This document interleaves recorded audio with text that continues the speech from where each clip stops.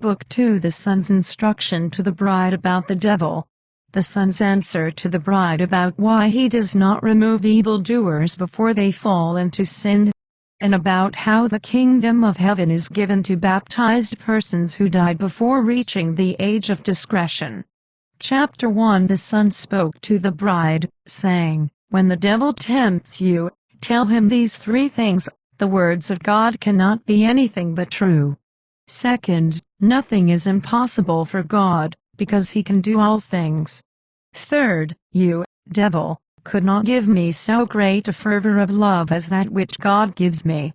Again the Lord spoke to the bride, saying, "I look at people in three ways. First, their outer body and what condition it is in. Second, their inner conscience, what it tends toward and in what way.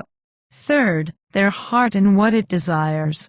Like a bird that sees a fish in the sea and assesses the depth of the water and also takes note of storm winds, I, too, know and assess the ways of each person and take note of what is due to each, for I am keener of sight and can assess the human situation better than a person knows his own self. Therefore, because I see and know all things, you might ask me why I do not take evildoers away before they fall into the depths of sin. I myself asked the question and I myself will answer it for you. I am the creator of all things, and all things are foreknown to me. I know and see all that has been and all that will be.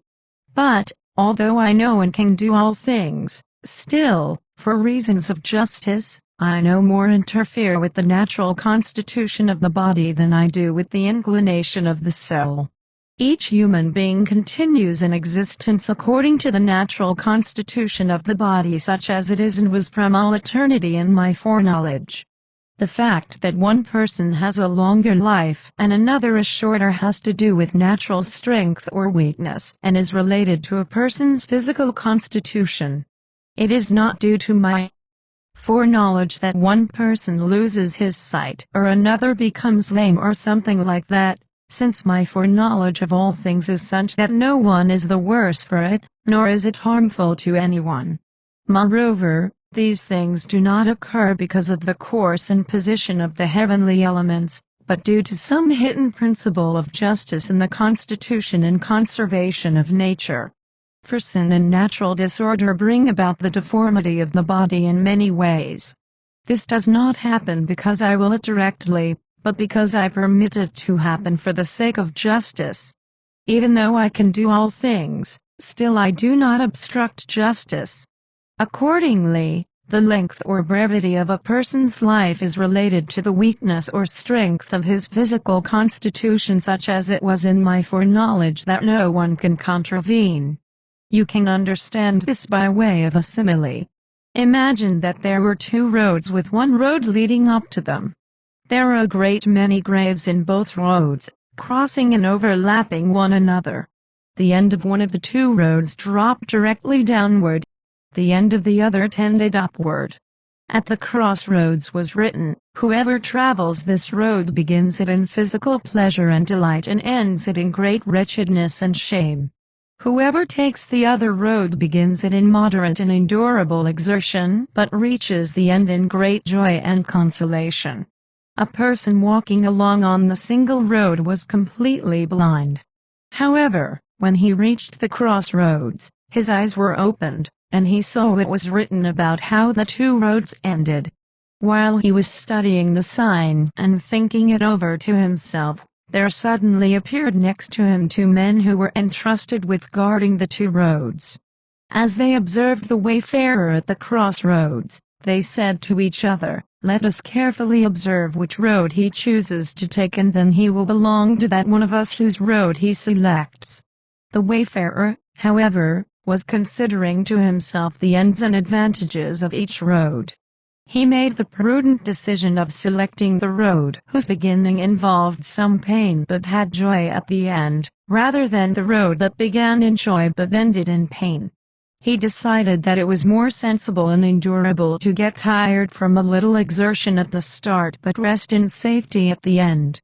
Do you understand what all this means? I shall tell you. These two roads are the good and the evil within human reach.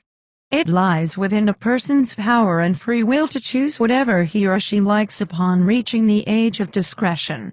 A single road leads up to the two roads of the choice between good and evil. In other words, the time of childhood leads up to the age of discretion.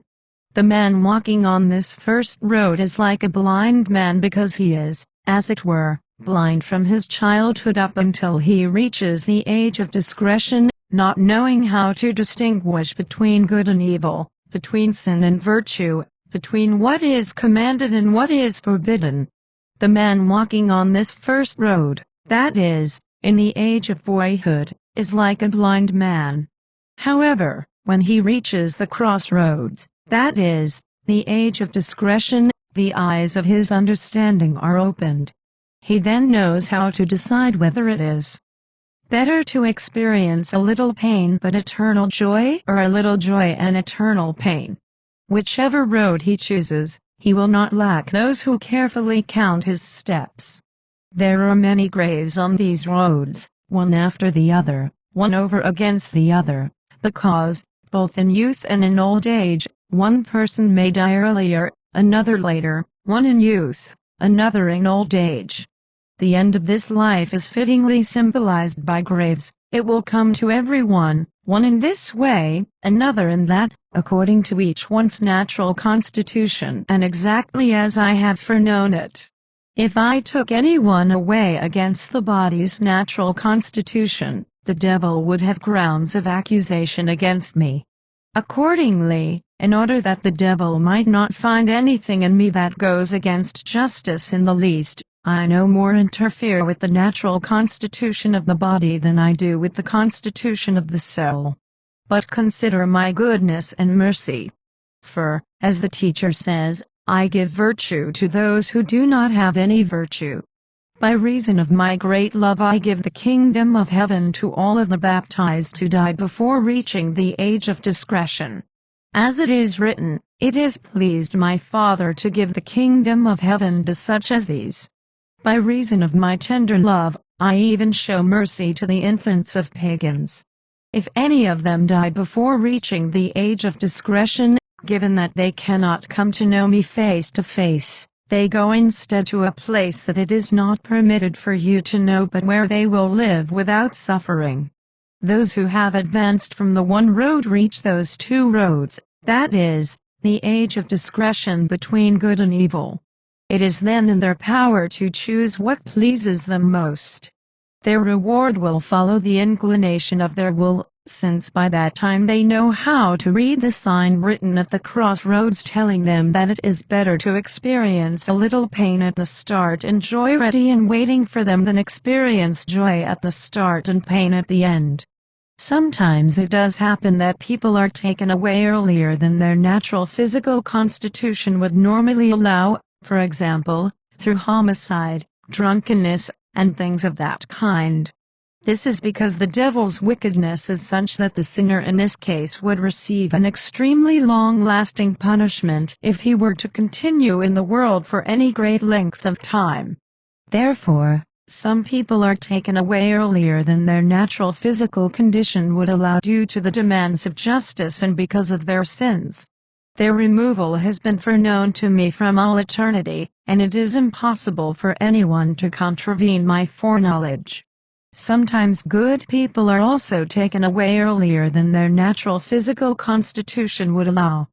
Because of the great love I have toward them, and because of their burning love and their efforts to discipline the body for my sake, justice sometimes requires that they be taken away, as foreknown to me from all eternity. Thus, I no more interfere with the natural constitution of the body than I do with the constitution of the soul. The son's indictment of a certain soul who was to be condemned in the presence of the bride, and Christ's answer to the devil about why he permitted this soul and permits other evildoers to touch and take or receive his own true body. Chapter 2 God appeared angry and said, This work of my hands, whom I destined for great glory, holds me in much contempt. This soul, to whom I offered all my loving care, did three things to me. He averted his eyes from me and turned them toward the enemy. He fixed his will on the world. He put his confidence in himself, because he was free to sin against me. For this reason, because he did not bother to have any regard for me, I brought my sudden justice upon him. Because he had fixed his will against me and put false confidence in himself, I took away from him the object of his desire. Then a devil cried out, saying, "Judge, this soul is mine." The judge answered, "What grounds do you bring against him?" He answered, "My accusation is the statement in your own indictment that he despised you, his creator, and because of that his soul has become my handmaid. Besides, since he was suddenly taken away, how could he suddenly begin to please you? For, when he was of sound body and living in the world, he did not serve you with a sincere heart, since he loved created things more fervently, nor did he bear illness patiently or reflect on your works as he ought to have. In the end he was not burning with the fire of charity. He is mine because you have taken him away suddenly." The judge answered, "A sudden end does not condemn a soul, unless there is inconsistency in her actions. A person's will is not condemned forever without careful deliberation." Then the Mother of God came and said, "My son, if a lazy servant has a friend who is on intimate terms with his master, should not his intimate friend come to his aid? Should he not be saved, if he asks for it, for the sake of the other?" The judge answered, "Every act of justice should be accompanied by mercy and wisdom, mercy with respect to remitting severity, wisdom to ensure that equity is maintained. But if the transgression is of such a kind as not to deserve remission, the sentence can still be mitigated for the sake of friendship without infringing justice." Then his mother said, "My blessed son, this soul had me constantly in mind and showed me reverence and was often moved to celebrate the great solemnity for my sake, even though he was cold toward you. So, have mercy on him." The son answered, "Blessed Mother, you know and see all things in me. Even though this soul kept you in mind, he did so more for the sake of his temporary than his spiritual welfare. He did not treat my most pure body as he should have. His foul mouth kept him from enjoying my charity. Worldly love and dissolution hid my suffering from him. His taking my pardon too much for granted and not thinking about his end accelerated his death. Although he received me continuously, it did not improve him much, because he did not prepare himself properly. A person who wishes to receive his noble lord and guest should not only get the guest room ready but also all the utensils. This man did not do so, since, although he cleaned the house, he did not sweep it reverently with care. He did not strew the floor with the flowers of his virtues or fill the utensils of his limbs with abstinence. Therefore, you see well enough that what must be done to him is what he deserves. Although I may be invulnerable and beyond comprehension and am everywhere by reason of my divinity, my delight is in the pure, even if I enter the good and the damned alike. The good receive my body, which was crucified and ascended into heaven, which was prefigured by the manna and by the widow's flower. The wicked do so likewise, but, whereas for the good it leads to greater strength and consolation, for the wicked it leads to an even more just condemnation, inasmuch as they, in their unworthiness, are not afraid to approach so worthy a sacrament. The devil answered, "If he approached you unworthily and his sentence was made stricter because of this, why did you permit him to approach you and touch you despite his unworthiness?" The judge answered, "You are not asking this out of love, since you have none, but my power compels you to ask it for the sake of this bride of mine who is listening. In the same way in which both the good and bad handled me in my human nature in order to prove the reality of my human nature as well as my patient humility, so too good and wicked alike aid me at the altar, the good into their greater perfection, the bad in order that they may not believe themselves to be already damned and so that, having received my body, they might be converted, provided they decide to reform their intention. What greater love can I show them than that I, the most pure, will enter even the impurest of vessels, although like the material sun I cannot be defiled by anything? You and your comrades despise this love, for you have hardened yourselves against love. Then the mother spoke again, My good son, whenever he approached you, he was still reverent toward you, though not as he should have been. He also repents of having offended you, though not perfectly. My son, for my sake, consider this to his advantage. The son answered, As the prophet said, I am the true sun, although I am far better than the material sun. The material sun does not penetrate mountains or mines, but I can do both. A mountain can stand in the way of the material sun with the result that the sunlight does not reach the land nearby, but what can stand in my way except the sinfulness that prevents this soul from being affected by my love? Even if a part of the mountain were removed, the neighboring land would still not receive the warmth of the sun. And if I were to enter into one part of a pure mind, what consolation would it be to me if I could smell a stench from another part? Therefore, one should get rid of everything that is dirty, and then sweet enjoyment will follow upon beautiful cleanliness. His mother answered, May your will be done with all mercy. Explanation: This was a priest who had often received warnings regarding his incontinent behavior and who did not want to listen to reason. One day when he went out to the meadow to groom his horse, there came thunder and lightning that struck and killed him. His whole body was left unscathed except for his private parts, which could be seen to be completely burned. Then the Spirit of God said, Daughter, those who get themselves entangled in such wretched pleasures deserve to suffer in their souls what this man suffered in his body. Words of amazement from the Mother of God to the bride, and about 5 houses in the world whose inhabitants represent 5 states of people, namely unfaithful Christians, obstinate Jews and pagans separately, Jews and pagans together, and the friends of God. This chapter contains many useful remarks. Chapter 3 Mary said, It is a terrible thing that the Lord of all things and the King of glory is despised. He was like a pilgrim on earth, wandering from place to place, knocking on many doors, like a wayfarer seeking welcome. The world was like an estate that had 5 houses. When my son came dressed as a pilgrim to the first house, he knocked on the door and said, Friend, open up and let me enter to rest and stay with you, so that the wild animals do not harm me, so that storm showers and rain may not fall upon me. Give me some of your clothes to warm me from the cold, to cover me in my nakedness. Give me some of your food to refresh me in my hunger and something to drink to revive me. You will receive a reward from your God. The person inside answered, You are far too impatient, so you are unable to live with us peaceably.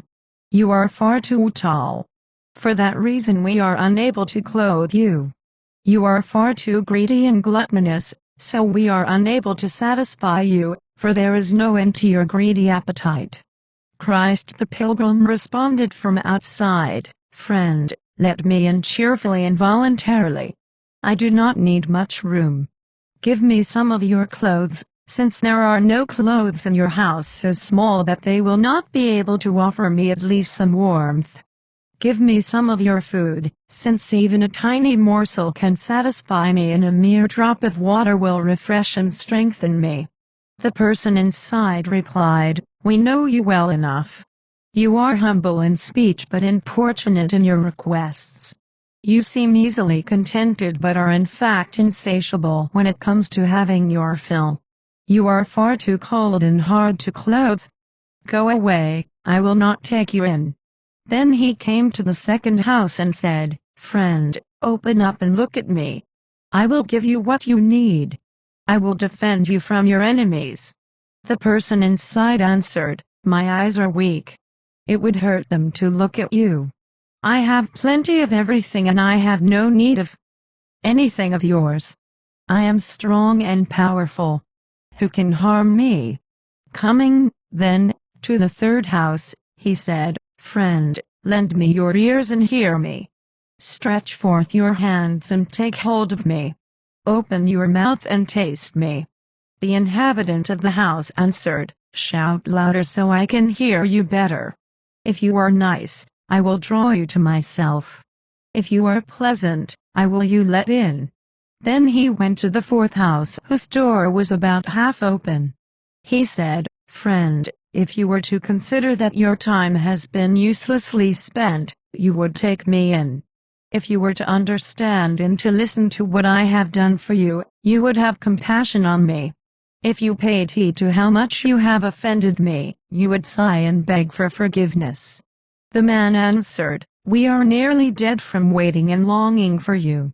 Have compassion on our wretchedness and we will be most ready to give ourselves to you.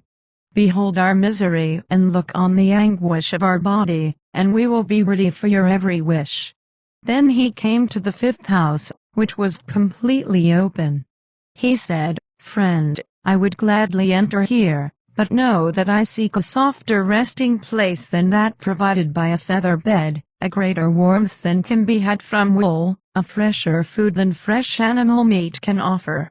Those who were inside answered, We have hammers lying here at our feet. We will gladly use them to shatter our feet and legs, and we will give you the marrow flowing from them to be your resting place. We will gladly open up our inmost parts and entrails for you. Come right in.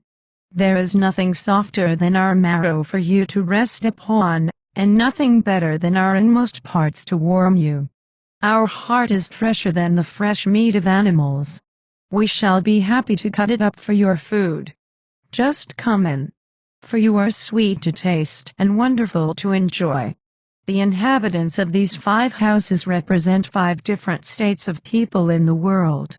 The first are the unfaithful Christians who call my son's sentences unjust, his promises false, and his commandments unbearable. These are the ones who in their thoughts and in their minds and in their blasphemy say to my son's preachers, Almighty he may well be, but he is far away and cannot be reached. He is high and wide and cannot be clothed. He is insatiable and cannot be fed.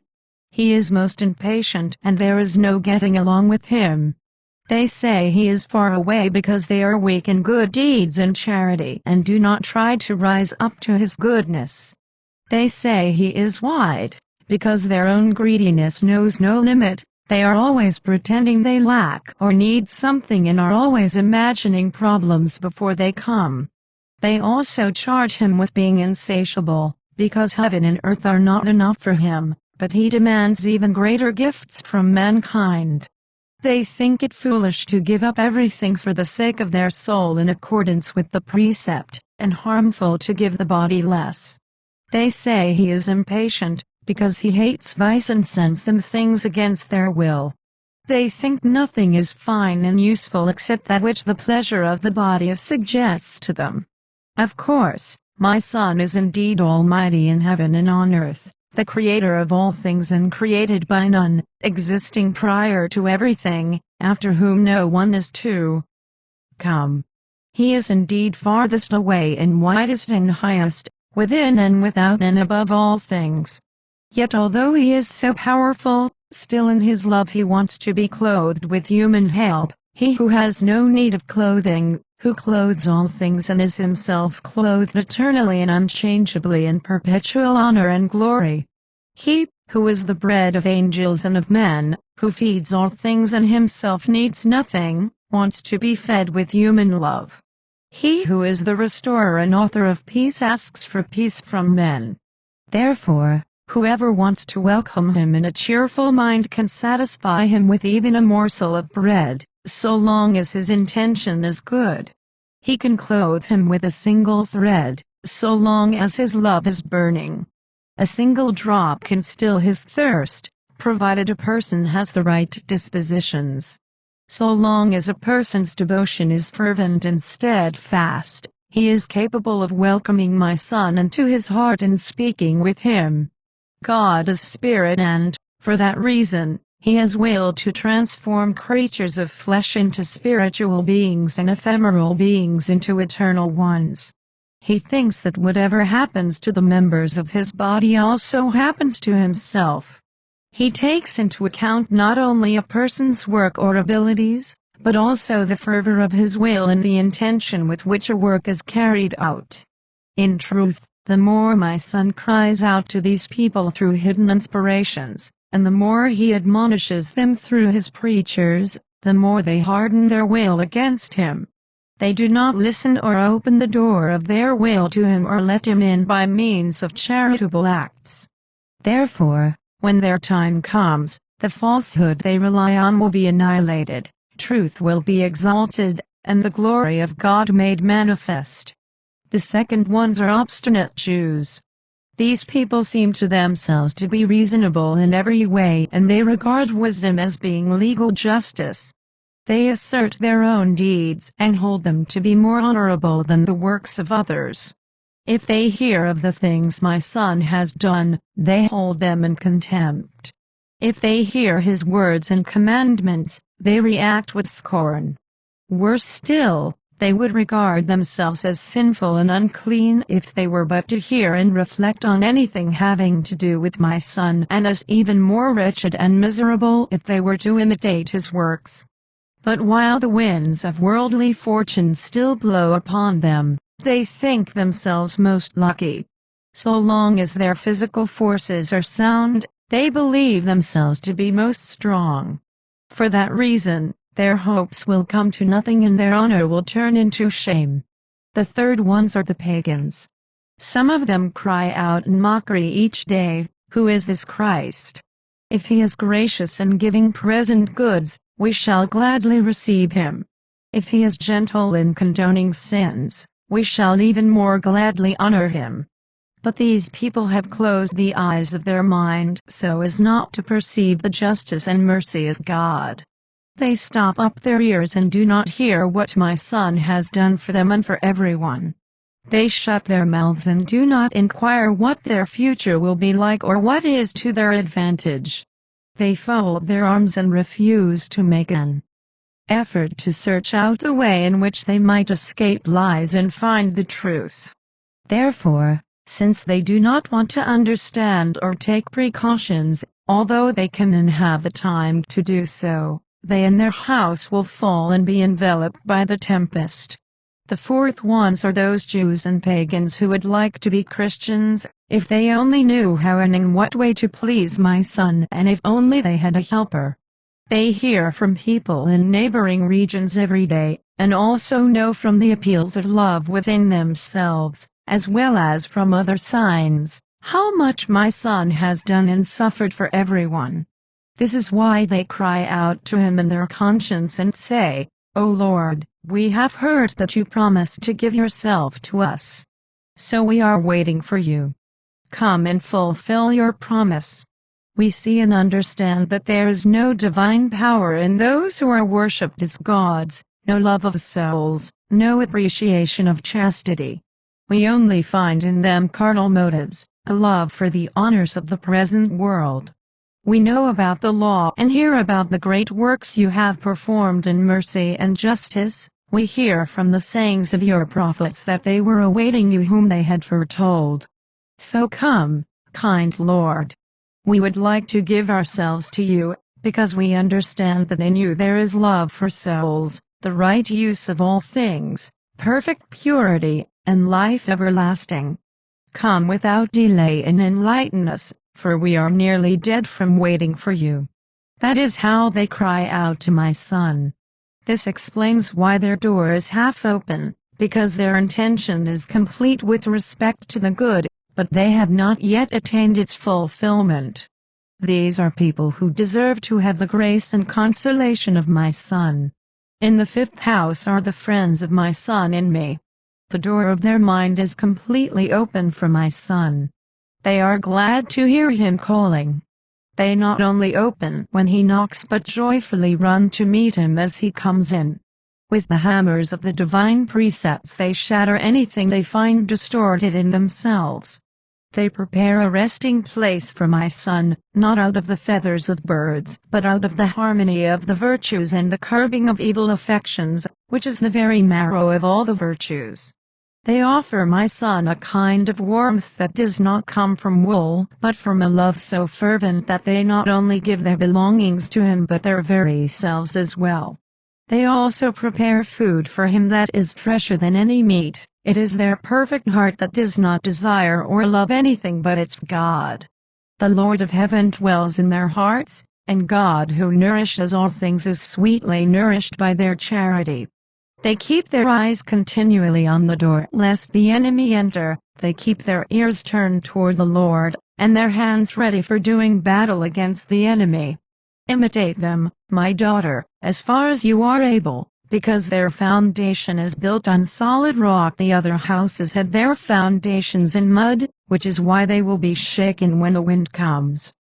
The words of the Mother of God to her Son on behalf of his bride, and about how Christ is compared to Solomon, and about the severe sentence against false Christians. Chapter 4 The Mother of God spoke to her son, saying, My son, look how your bride is crying because you have few friends and many enemies. The son answered, It is written that the sons of the kingdom will be cast out and will not inherit the kingdom.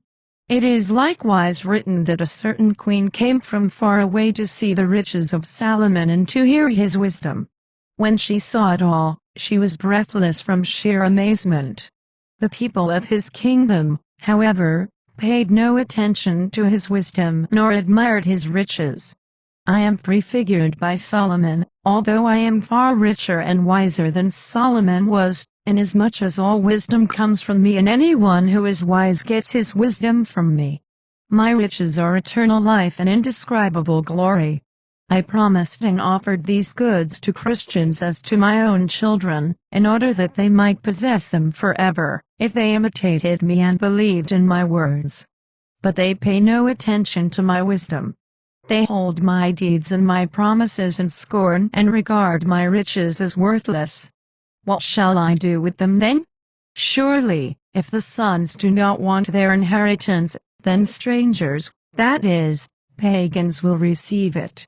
Like that foreign queen, whom I take to represent faithful souls, they will come and admire the wealth of my glory and charity, so much so that they will fall away from their spirit of infidelity and be filled with my spirit. What, then, shall I do with the sons of the kingdom? I will deal with them in the manner of a skillful potter who, when he observes that the first object he has made out of clay is neither beautiful nor usable, throws it to the earth and crushes it. I will deal with Christians in the same way. Although they ought to be mine, since I formed them in my image and redeemed them with my blood, they have turned out to be pitiably deformed. Therefore, they will be trampled down like earth and thrown into hell. The Lord's words in the presence of the bride concerning his own majesty, and a wonderful parable comparing Christ to David, while Jews, bad Christians, and pagans are compared to David's 3 sons, and about how the church subsists in the 7 sacraments. Chapter 5 I am God, not made of stone or wood, nor created by another but the Creator of the universe, abiding without beginning or end. I am he who came into the Virgin and was with the Virgin without losing my divinity. Through my human nature I was in the Virgin while still retaining my divine nature, and I am that same person who, through my divine nature, continued to rule over heaven and earth together with the Father and the Holy Spirit. Through my spirit I set the Virgin on fire, not in the sense that the spirit that set her on fire was something separate from me, but the spirit that set her on fire was the same one who was in the Father and in me, the Son, just as the Father and the Son were in him, these 3 being one God, not 3 gods. I am like King David who had 3 sons. One of them was called Absalom, and he sought the life of his father. The second, Adonijah, sought his father's kingdom. The third son, Solomon, obtained the kingdom. The first son denotes the Jews. They are the people who sought my life and death and scorned my counsel. Consequently, now that their requital is known, I can say what David said upon the death of his son, my son, Absalom. That is, O my Jewish children, where is your longing and expectation now? O my children, what will be your end now? I felt compassion for you because you longed for me to come, for me whom you learned from many signs had come, and because you longed for quickly fading glory, all of which now has faded. But I feel greater compassion for you now, like David repeating those first words over and over, because I see that you will end in a wretched death. Therefore, again like David, I say with all my love, my son, who will let me die in your stead. David knew well that he could not bring back his dead son by dying himself, but, in order to show his deep fatherly affection and the eager yearning of his will, even though he knew it was impossible, he was prepared to die in the place of his son. In the same way, I now say, O my Jewish children, although you had ill will toward me and did as much as you could against me, if it were possible and if my Father allowed it, I would willingly die once again for you, for I take pity on the misery you have brought upon yourselves as required by justice. I told you what was to be done by my words and showed you by my example. I went ahead of you like a hen protecting you with wings of love, but you spurned it all. Therefore, all the things that you longed for have fled away. Your end is misery and all your labor wasted. Bad Christians are denoted by David's second son who sinned against his father in his old age. He reasoned with himself in this way, my father is an old man and failing in strength. If I say anything wrong to him, he does not respond. If I do anything against him, he does not avenge himself. If I assail him, he endures it patiently. Therefore, I will do what I want. With some of his father David's servants, he went up to a grove of few trees in order to play the king. But when the wisdom and intention of his father became evident, he changed his plan and those who were with him fell into discredit. This is what Christians are doing to me now. They think to themselves, God's signs and decisions are not as manifest now as they were before. We can say what we like, since he is merciful and pays no attention. Let us do as we please, since he gives way easily.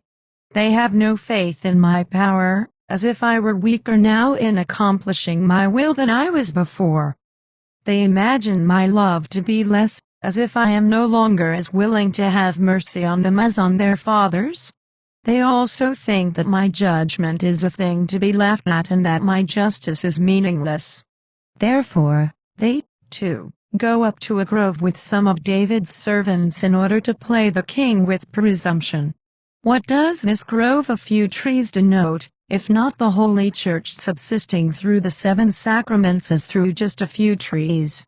They enter into this church along with some of David's servants, that is, with a few good works, in order to gain God's kingdom with presumption. They do a modest number of good works, confident that thereby, no matter what state of sin they are in or whatever sins they have committed, they can still gain the kingdom of heaven as if by hereditary right. David's son wanted to obtain the kingdom against David's will but was driven away in disgrace, inasmuch as both he and his ambition were unjust, and the kingdom was given to a better and wiser man. In the same way, these people will also be driven away from my kingdom. It will be given to those who do the will of David, since only a person who has charity can obtain my kingdom. Only a person who is pure and is led by my heart can approach me who am the most pure of all. Solomon was the 3rd son of David. He represents the pagans. When Bathsheba heard that someone other than Solomon, whom David had promised would be king after him, had been elected by certain persons, she went to David and said, "My lord, you swore to me that Solomon would be king after you. Now, however, someone else has been elected. If this is the case and it goes on in this way, I will end up being sentenced to the fire as an adulteress, and my son will be regarded as illegitimate." When David heard this, he stood up and said, "I swear to God that Solomon will sit on my throne and be king after me." He then ordered his servants to set Solomon on the throne and proclaim as king the man of David's choice. They carried out the orders of their Lord and raised up Solomon to great power, and all those who had given their vote to his brother were scattered and reduced to servitude. This Bathsheba, who would have been accounted an adulteress had another king been elected, stands for nothing other than the faith of the pagans. No kind of adultery is worse than selling oneself into prostitution away from God and from the true faith and believing in a God other than the Creator of the universe. Just as Bathsheba did, some of the Gentiles come to me with humble and contrite hearts, saying, "Lord, you promised that in the future we would be Christians. Carry out your promise. If another king, if another faith other than yours should gain the ascendancy over us, if you remove yourself from us, we will burn in misery and die like an adulteress who has taken an adulterer instead of a lawful husband. Besides, although you live forever, nevertheless, you will die to us and we to you, in the sense that you will remove your grace from our hearts and we will set ourselves up against you due to our lack of faith. Therefore, fulfill your promise and strengthen our weakness and enlighten our darkness. If you delay, if you remove yourself from us, we will perish." Having heard this, I will stand up like David through my grace and mercy. I swear by my divine nature, which is joined to my humanity, and by my human nature, which is in my spirit, and by my spirit, which is in my divine and human natures, these three being not three gods but one God, that I will fulfill my promise. I will send my friends to bring my son Solomon, that is, the pagans, into the grove, that is, into the church, which subsists through the 7 sacraments as through 7 trees, namely baptism, penance, the anointment of confirmation, the sacrament of the altar and of the priesthood, matrimony, and extreme unction. They will take their rest upon my throne, that is, in the true faith of the Holy Church. Moreover, the bad Christians will become their servants. The former will find their joy in an everlasting heritage and in the sweet nourishment that I will prepare for them. The latter, however, will groan in the misery that will begin for them in the present and last forever. And so, since it is still the time for vigilance, may my friends not fall asleep, may they not grow weary, for a glorious reward awaits their toil. The son's words in the presence of the bride concerning a king standing on a battlefield with friends to his right and enemies to his left, and about how the king represents Christ, who has Christians to the right and pagans to the left, and about how the Christians are rejected and he sends his preachers to the pagans. Chapter 6. The son said, "I am like a king standing in a battlefield with friends standing to his right and enemies to his left." The voice of someone shouting came to those who stood on the right, where everyone was well armed. Their helmets were fastened and their faces were turned to their Lord. The voice shouted to them, "Turn to me and trust me. I have gold to give you." When they heard this, they turned toward him. The voice spoke a second time to those who had turned around, "If you want to see the gold, unfasten your helmets, and if you want to keep it, I will fasten your helmets on again as I wish." When they assented, he fastened their helmets on back to front. The result was that the front part with the apertures to see through was at the back of their heads, while the helmet's back part covered their eyes so that they were unable to see. Shouting like this, he led them after him like blind men. When this had been done, some of the king's friends reported to their lord that his enemies had tricked his men. He said to his friends, "Go out among them and cry out, 'Unfasten your helmets and see how you have been deceived. Turn back to me and I will welcome you in peace.'" They did not want to listen, but regarded it as mockery. The servants heard this and reported it to their lord. He said, "Well then, since they have scorned me, go quickly toward the left-hand side and tell those who stand on the left these three things: the way that leads you to life has been prepared for you. The gate is open, and the Lord himself wants to come to meet you with peace. Believe therefore firmly that the way has been prepared. Have a steadfast hope that the gate is open and his words are true. Go to meet the Lord with love, and he will welcome you with love and peace and lead you to everlasting peace." When they heard the messenger's words, they believed in them and were welcomed in peace. I am that king. I had Christians to my right, since I had prepared an eternal reward for them.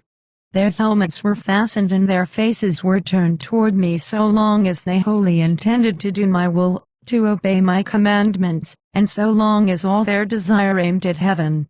By and by the devil's voice, that is, pride, sounded in the world and showed them worldly riches and carnal pleasure. They turned toward it by yielding their assent and desires to pride. Because of pride, they took off their helmets by putting their desires into effect and preferring temporal to spiritual goods. Now that they have put aside the helmets of God's will and the weapons of virtue, pride has got such a hold of them and so bound them to itself that they are only too happy to go on sinning right to the end and would be glad to live forever, provided they could sin forever. Pride has so blinded them that the apertures of the helmets through which they should be able to see are at the back of their heads, and in front of them is darkness. What do these apertures in the helmets represent if not the consideration of the future and the provident circumspection of present realities? Through the first aperture, they should see the delight of future rewards and the horrors of future punishments as well as the awful sentence of God. Through the second aperture, they should see God's commandments and prohibitions, also how much they may have transgressed God's commandments and how they should improve. But these apertures are at the back of the head where nothing can be seen, which means that the consideration of heavenly realities has fallen into disregard. Their love for God has grown cold, while their love for the world is considered with delight and embraced in such a way that it leads them like a well-oiled wheel whither it will. However, seeing me dishonored and souls falling away and the devil gaining control, my friends cry out daily to me in their prayers for them. Their prayers have reached heaven and come to my hearing. Moved by their prayers, I have daily sent my preachers to these people and shown them signs and increased my graces to them. But, in their scorn for it all, they have piled sin upon sin. Therefore, I shall now say to my servants, and I shall put my words most assuredly into effect, my servants, go to the left-hand side, that is, to the pagans, and say, the Lord of heaven and the Creator of the universe would have the following said to you: the way of heaven is open for you. Have the will to enter it with a firm faith. The gate of heaven stands open for you. Hope firmly and you will enter through it. The King of heaven and the Lord of angels will personally come out to meet you and give you everlasting peace and blessing. Go out to meet him and receive him with the faith he has revealed to you and that has made ready the way to heaven. Receive him with the hope by which you hope, for he himself has the intention of giving you the kingdom. Love him with your whole heart and put your love into practice, and you will enter through the gates of God from which those Christians were thrust away who did not want to enter them and who made themselves unworthy by their own deeds. By my truth I declare to you that I will put my words into practice and will not forget them. I will receive you as my children and I will be your father, I, whom Christians have held in scornful scorn. You then, my friends, who are in the world, go forth without fear and shout out loud, announce my will to them and help them to carry it out. I will be in your hearts and in your words. I will be your guide in life and your savior in death. I will not abandon you. Go forth boldly, the more the toil, the greater the glory.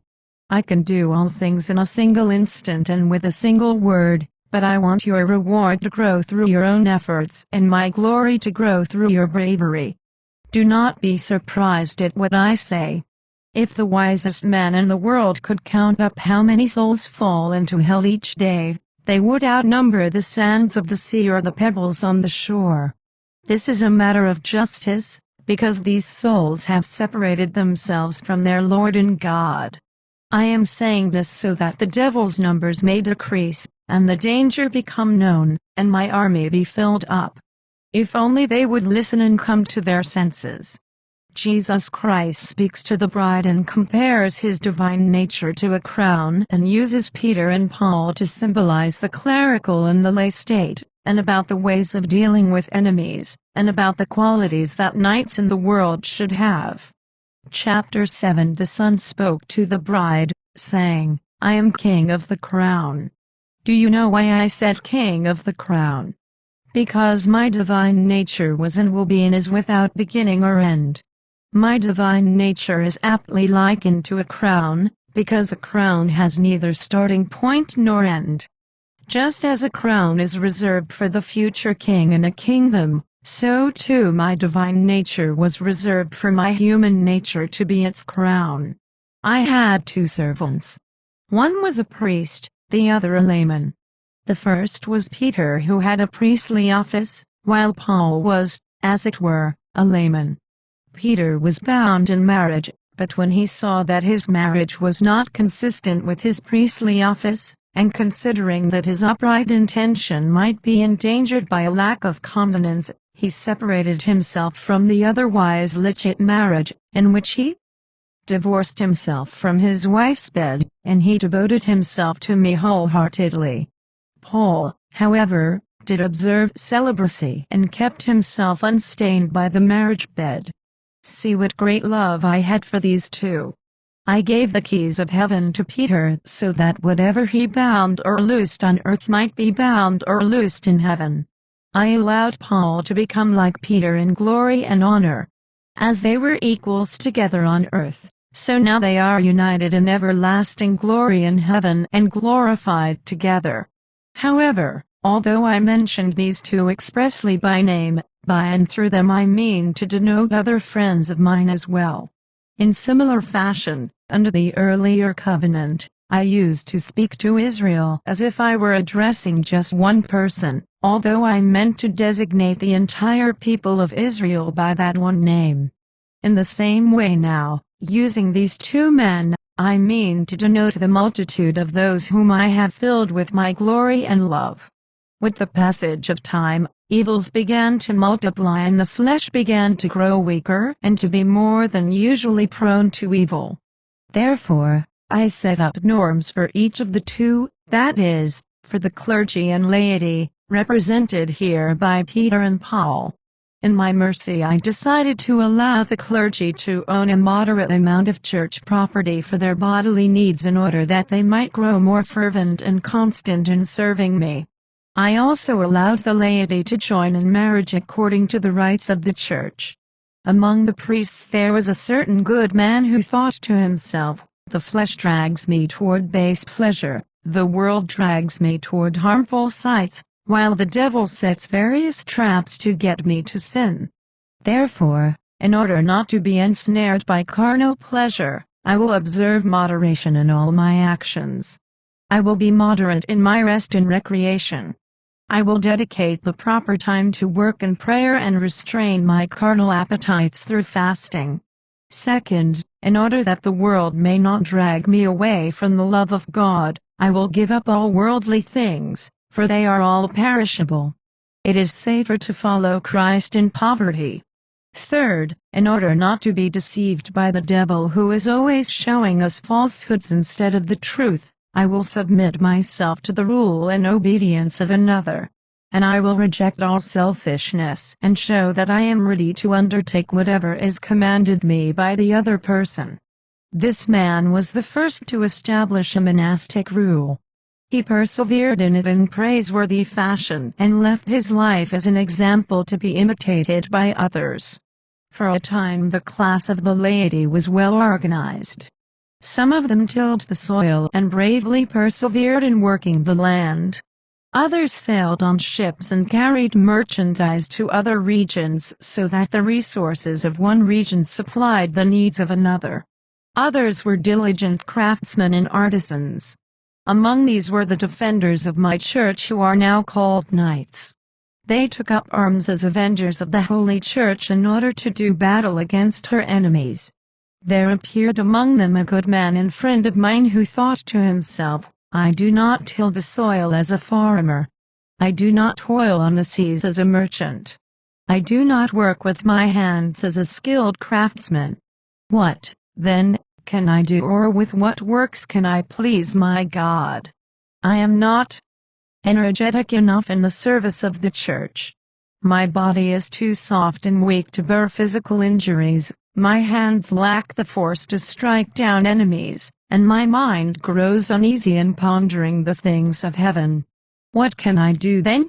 I know what I can do.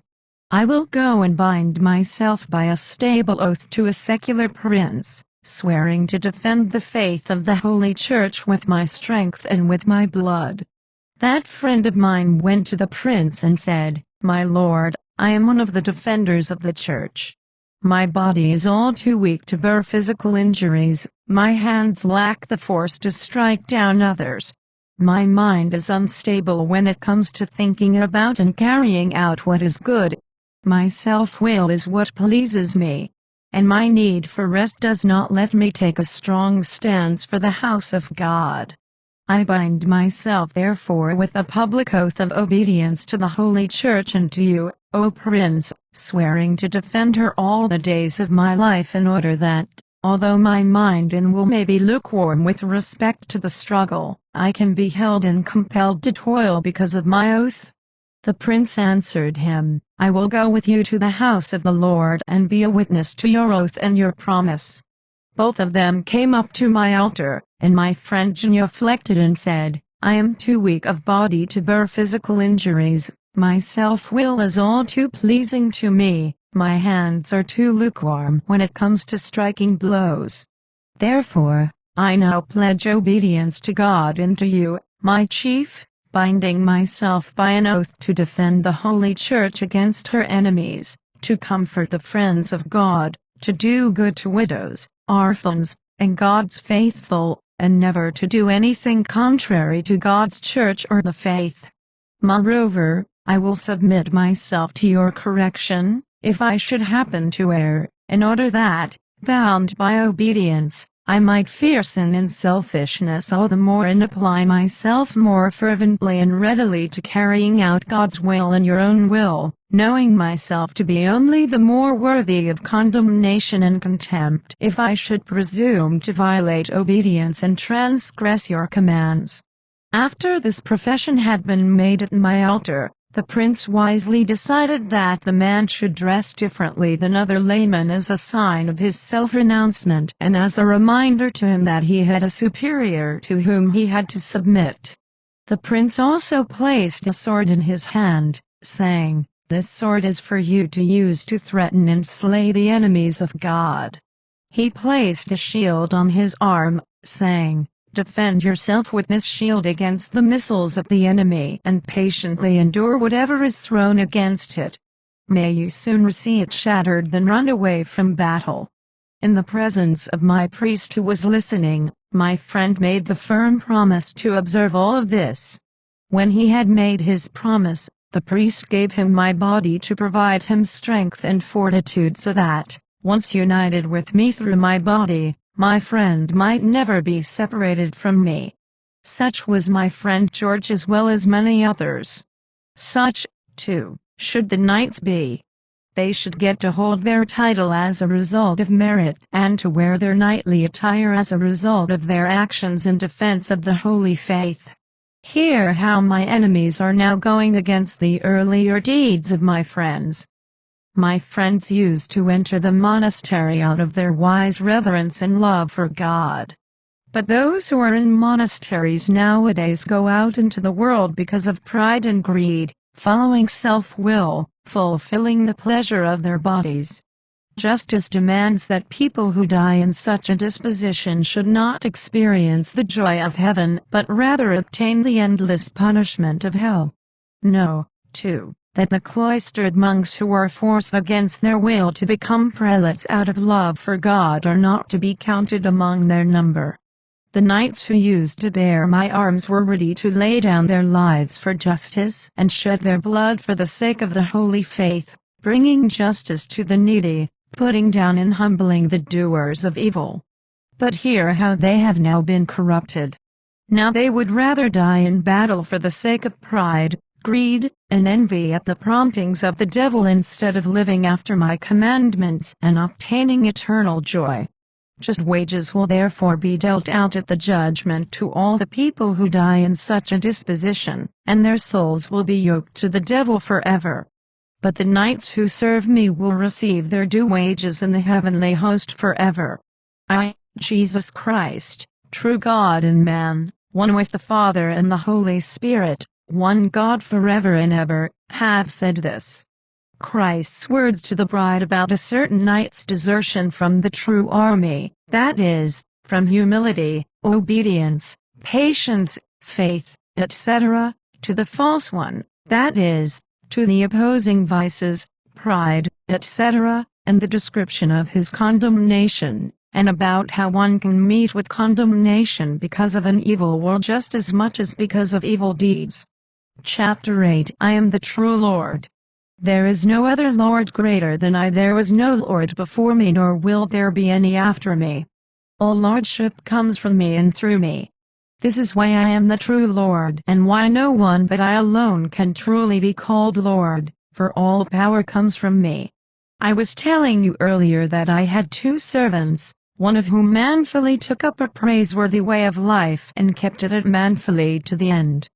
Countless others followed him in that same way of knightly service. I will now tell you about the first man to desert the profession of knighthood as instituted by my friend. I will not tell you his name, because you do not know him by name, but I will disclose his purpose and desire. A man who wanted to become a knight came to my sanctuary. When he went in, he heard a voice. 3 things are necessary if you want to be a knight. First, you must believe that the bread you see on the altar is true God and true man, the creator of heaven and earth. Second, once you take up your knightly service, you must exercise more self-restraint than you were accustomed to doing before. Third, you should not care about worldly honor. Rather, I will give you divine joy and everlasting honor. Hearing this and pondering these 3 things to himself, he heard an evil voice in his mind making 3 proposals contrary to the first 3. It said, "If you serve me, I will make you 3 other proposals. I will let you take what you see, hear what you like, and obtain what you desire." When he heard this, he thought to himself, "The first Lord bade me to have faith in something I do not see and promised me things unknown to me. He bade me abstain from the delights that I can see, and that I desire, and to hope for things of which I am uncertain. The other Lord promised me the worldly honor that I can see and the pleasure that I desire without forbidding me to hear or see the things I like. Surely, it is better for me to follow him and to have what I see and to enjoy the things that are sure rather than to hope for things of which I am uncertain." With thoughts such as these, this man was the first to commence the desertion from the service of a true knight. He rejected the true profession and broke his promise. He threw down the shield of patience at my feet and let the sword for the defense of the faith drop from his hands and left the sanctuary. The evil voice told him, "If, as I said, you would be mine, then you should walk proudly in the fields and streets. That other Lord commands his men to be constantly humble. Therefore, be sure not to avoid any sign of pride and ostentation. While that other Lord made his entrance in obedience and subjected himself to obedience in every way, you should let no one be your superior. Bend not your neck in humility to another. Take up your sword to shed the blood of your neighbor and brother in order to acquire his property. Strap the shield to your arm and risk your life for the sake of winning renown. Instead of the faith that he holds out, give your love to the temple of your own body without abstaining from any of the pleasures that delight you. While the man was making up his mind and strengthening his resolve with such thoughts, his prince laid his hand on the man's neck in the appointed place. No place whatsoever can harm anyone who has a good will or help anyone whose intention is wicked. After the confirmation of his knighthood, the wretch betrayed his knightly service, exercising it only with a view to worldly pride, making light of the fact that he was now under a greater obligation to live an austere life than before. Countless armies of knights imitated and still imitate this knight in his pride, and he has sunk all the deeper into the abyss due to his knightly vows.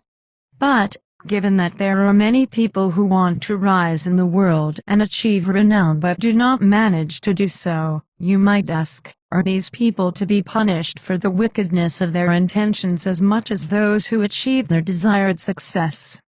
To this I answer you, I assure you that anyone who fully intends to rise in the world and does all he can to do so in order to gain an empty title of worldly honor, although his intention never achieves its effect due to some secret decision of mine, such a man will be punished for the wickedness of his intention just as much as the one who does manage to achieve it, that is, unless he rectifies his intention through penance. Look, I will put to you the example of two persons known well enough to many people. One of them prospered according to his wishes and obtained almost everything he desired. The other had the same intention, but not the same possibilities.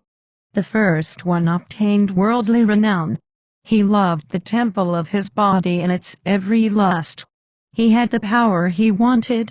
Everything he put his hand to prospered. The other was identical to him in intention but received less renown. He would willingly have shed his neighbor's blood 100 times over in order to be able to realize his plans of greed. He did what he could and carried out his will in accordance with his desire. These two were alike in their horrible punishment. Although they did not die at exactly the same time, I can still speak of one soul rather than two, since their condemnation was one and the same. Both had the same thing to say when body and soul were separated and the soul departed.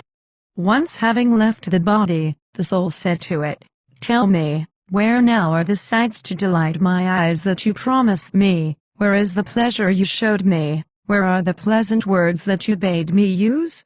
The devil was there and answered, "The promised sights are no more than dust, the words are but air, the pleasure is but mud and rot. Those things are of no value to you now." The soul exclaimed then, "Alas, alas, I have been wretchedly deceived. I see three things. I see him who was promised to me under the semblance of bread. He is the very King of kings and Lord of lords. I see what he promised, and it is indescribable and inconceivable. I hear now that the abstinence he recommended was really most useful." Then, in an even louder voice, the soul cried out, "Woe!" 3 times, "Woe is me that ever I was born! Woe is me that my life on the earth was so long! Woe is me that I shall live in a perpetual and never-ending death! Behold what wretchedness the wretched will have in return for their contempt of God and their fleeting joy. You should therefore thank me, my bride, for having called you away from such wretchedness. Be obedient to my spirit and to my chosen ones." Christ's words to the bride giving an explanation of the immediately preceding chapter, and about the devil's attack on the aforementioned night, and about his terrible and just condemnation. Chapter 9. The entire span of this life is but as a single hour for me. Therefore, what I am telling you now has always been in my foreknowledge. I told you before about a man who began the true knighthood, and about another who deserted it like a scoundrel. The man who deserted from the ranks of true knights threw down his shield at my feet and his sword at my side by breaking his sacred promises and vows. The shield he threw down symbolizes nothing other than the upright faith by which he was to defend himself against the enemies of the faith and of his soul. The feet, on which I walk toward humanity, symbolize nothing other than the divine delight by which I attract a person to myself and the patience by which I patiently bear with him. He threw this shield down when he entered my sanctuary, thinking to himself, I want to obey the Lord who counseled me not to practice abstinence, the one who gives me what I desire and lets me hear things pleasant to my ears.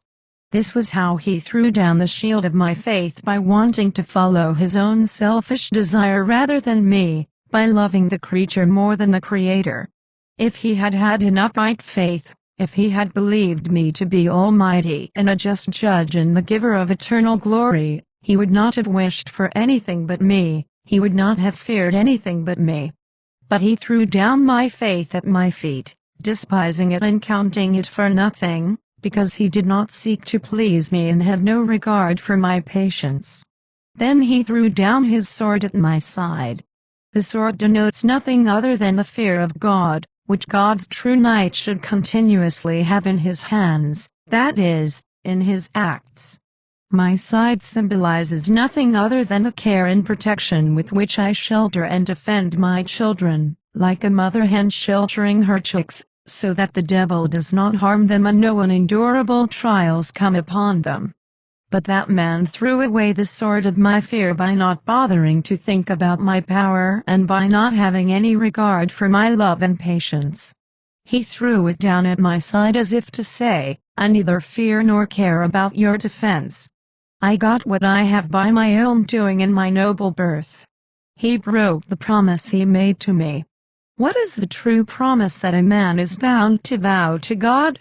Surely, it is deeds of love, that whatever a person does, he should do out of love for God. But this he set aside by twisting his love for God toward self-love. He preferred his selfishness to future and eternal delight. In this way he separated himself from me and left the sanctuary of my humility. The body of any Christian ruled by humility is my sanctuary. Those ruled by pride are not my sanctuary but the sanctuary of the devil, who steers them toward worldly desire after his own purposes. Having gone out of the temple of my humility, and having rejected the shield of holy faith and the sword of fear, he walked out proudly to the fields, cultivating every selfish lust and desire, scorning to fear me and growing in sin and lust. When he reached the final end of his life and his soul had left the body, the demons charged out to meet him. 3 voices from hell could be heard speaking against him. The first said, Is not this the man who deserted from humility and followed us in pride? If his 2 feet could take him up even higher in pride so as to surpass us and hold the primacy in pride, he would be quick to do so. The soul answered him, I am the one. Justice answered him, This is the reward of your pride, you will descend handed by one demon down to the next until you reach the lowest part of hell. And given that there was no demon who did not know his own particular punishment and the torment to be inflicted for every useless thought and deed, neither will you escape punishment at the hands of any one of them but share in the malice and evil of them all. The second voice cried out saying, Is not this the man who separated himself from his professed service to God and joined our ranks instead? The soul answered, I am the one. And Justice said, This is your allotted reward, that everyone who imitates your conduct as a knight will add to your punishment and sorrow by his own corruption and pain, and will strike you at his coming as though with a deadly wound. You will be like a man afflicted by a severe wound, indeed like one afflicted by wound upon wound until his whole body is full of wounds, who endures intolerable suffering and bewails his fate constantly. Even so, you will experience misery upon misery. At the height of your pain will be renewed, and your punishment will never end and your woes will never decrease. The third voice cried out, Is not this the man who exchanged his Creator for creatures, the love of his Creator for his own selfishness? Justice answered, "It certainly is. Therefore, 2 holes will be opened in him. Through the first the ray will enter into him every punishment earned for his least sin up to his greatest, inasmuch as he exchanged his Creator for his own lust. Through the second there will enter into him every kind of pain and shame, and no divine consolation or charity will ever come to him, inasmuch as he loved himself rather than his Creator. His life will last forever and his punishment will last forever, for all the saints have turned away from him. My bride, see how miserable those people will be who despise me, and how great will be the pain they purchase at the price of so little pleasure." As God spoke to Moses from the burning bush, Christ speaks to the bride about how the devil is symbolized by Pharaoh, present-day knights by the people of Israel, and the virgin's body by the bush, and about how present-day knights and bishops are, at present, preparing a home for the devil.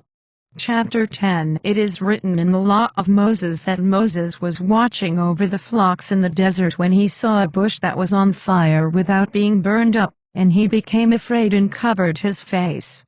A voice spoke to him from the bush, "I have heard of my people's suffering and feel pity for them, for they are oppressed in harsh slavery. I who am now speaking with you am that voice heard from the bush. I have heard the misery of my people. Who were my people if not Israel? Using this same name I now designate the knights in the world who have taken the vows of my knighthood and who should be mine but are being attacked by the devil. What did Pharaoh do to my people Israel in Egypt? 3 things. First, when they were building his walls, they were not to be helped by those gatherers of straw who earlier had helped them in making bricks. Instead, they had to go themselves and gather the straw wherever they could throughout the entire country. Second, the builders did not get any thanks for their labor, despite their producing the number of bricks set them as a goal. Third, the foreman beat them harshly whenever they fell short of their normal production. In the midst of their great affliction, this people of mine built 2 cities for Pharaoh. This Pharaoh is none other than the devil who attacks my people, that is, the knights, who ought be my people. Truly I tell you that if the knights had kept the arrangement and rule established by my first friend, they would have been among my dearest friends. Just as Abraham, who was the first to be given the commandment of circumcision and was obedient to me, became my dearest friend, and anyone who imitated Abraham's faith and works shared in his love and glory, so too the knights were especially pleasing to me among all the orators, since they promised to shed for me that which they held most dear, their own blood. By this vow they made themselves most pleasing to me, just as Abraham did in the matter of circumcision, and they purified themselves daily by living up to their profession and by taking up the practice of holy charity. These knights are now so oppressed by their wretched slavery under the devil that the devil is wounding them with a lethal wound and throwing them into pain and suffering. The bishops of the church are building 2 cities for him just like the children of Israel. The first city stands for physical toil and meaningless anxiety over the acquisition of worldly goods. The second city stands for spiritual unrest and distress, inasmuch as they are never allowed to rest from worldly desire.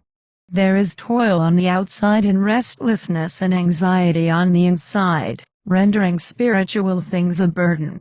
Just as Pharaoh did not supply my people with the things necessary for making bricks or give them fields full of grain, or wine and other useful things, but the people had to go and find them for themselves in sorrow and tribulation of heart, so the devil deals likewise with them now. Although they toil for and covet the world with their inmost heart, they are still unable to fulfill their desire and sate the thirst of their greed. They are consumed on the inside with sorrow and on the outside with toil. For that reason, I pity them their sufferings, because my knights, my people, are building homes for the devil and toiling ceaselessly, because they cannot get what they desire, and because they worry themselves over meaningless goods, although the fruit of their anxiety is not a blessing but rather the reward of shame. When Moses was sent to the people, God gave him a miraculous sign for 3 reasons. First, it was because each person in Egypt worshipped his own individual god, and because there were innumerable beings who were said to be gods. Therefore it was fitting that there should be a miraculous sign so that, through it and by the power of God, people would believe that there was one God and one Creator of all things because of the signs, and so that all the idols would be proved worthless. Second, a sign was also given to Moses as a symbol prefiguring my future body. What did the burning bush that was not consumed symbolize if not the Virgin who conceived by the Holy Spirit and gave birth without corruption? From this bush I came forth, assuming a human nature from the virginal body of Mary. Similarly, the serpent given as a sign to Moses symbolized my body. In the third place, a sign was given to Moses in order to confirm the truth of coming events and to prefigure the miraculous signs to be done in the future, proving the truth of God to be so much the truer and more certain the more clearly those things signified by the signs were in time fulfilled. I am now sending my words to the children of Israel, that is, to the knights. They need no miraculous signs for 3 reasons. This is, first of all, because the one God and Creator of all things is already worshipped and known through Holy Scripture as well as through many signs.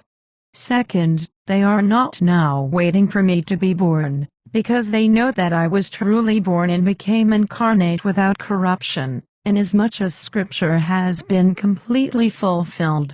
And there is no better or more certain faith to be held and believed than the one that has already been preached by me and by my holy preachers.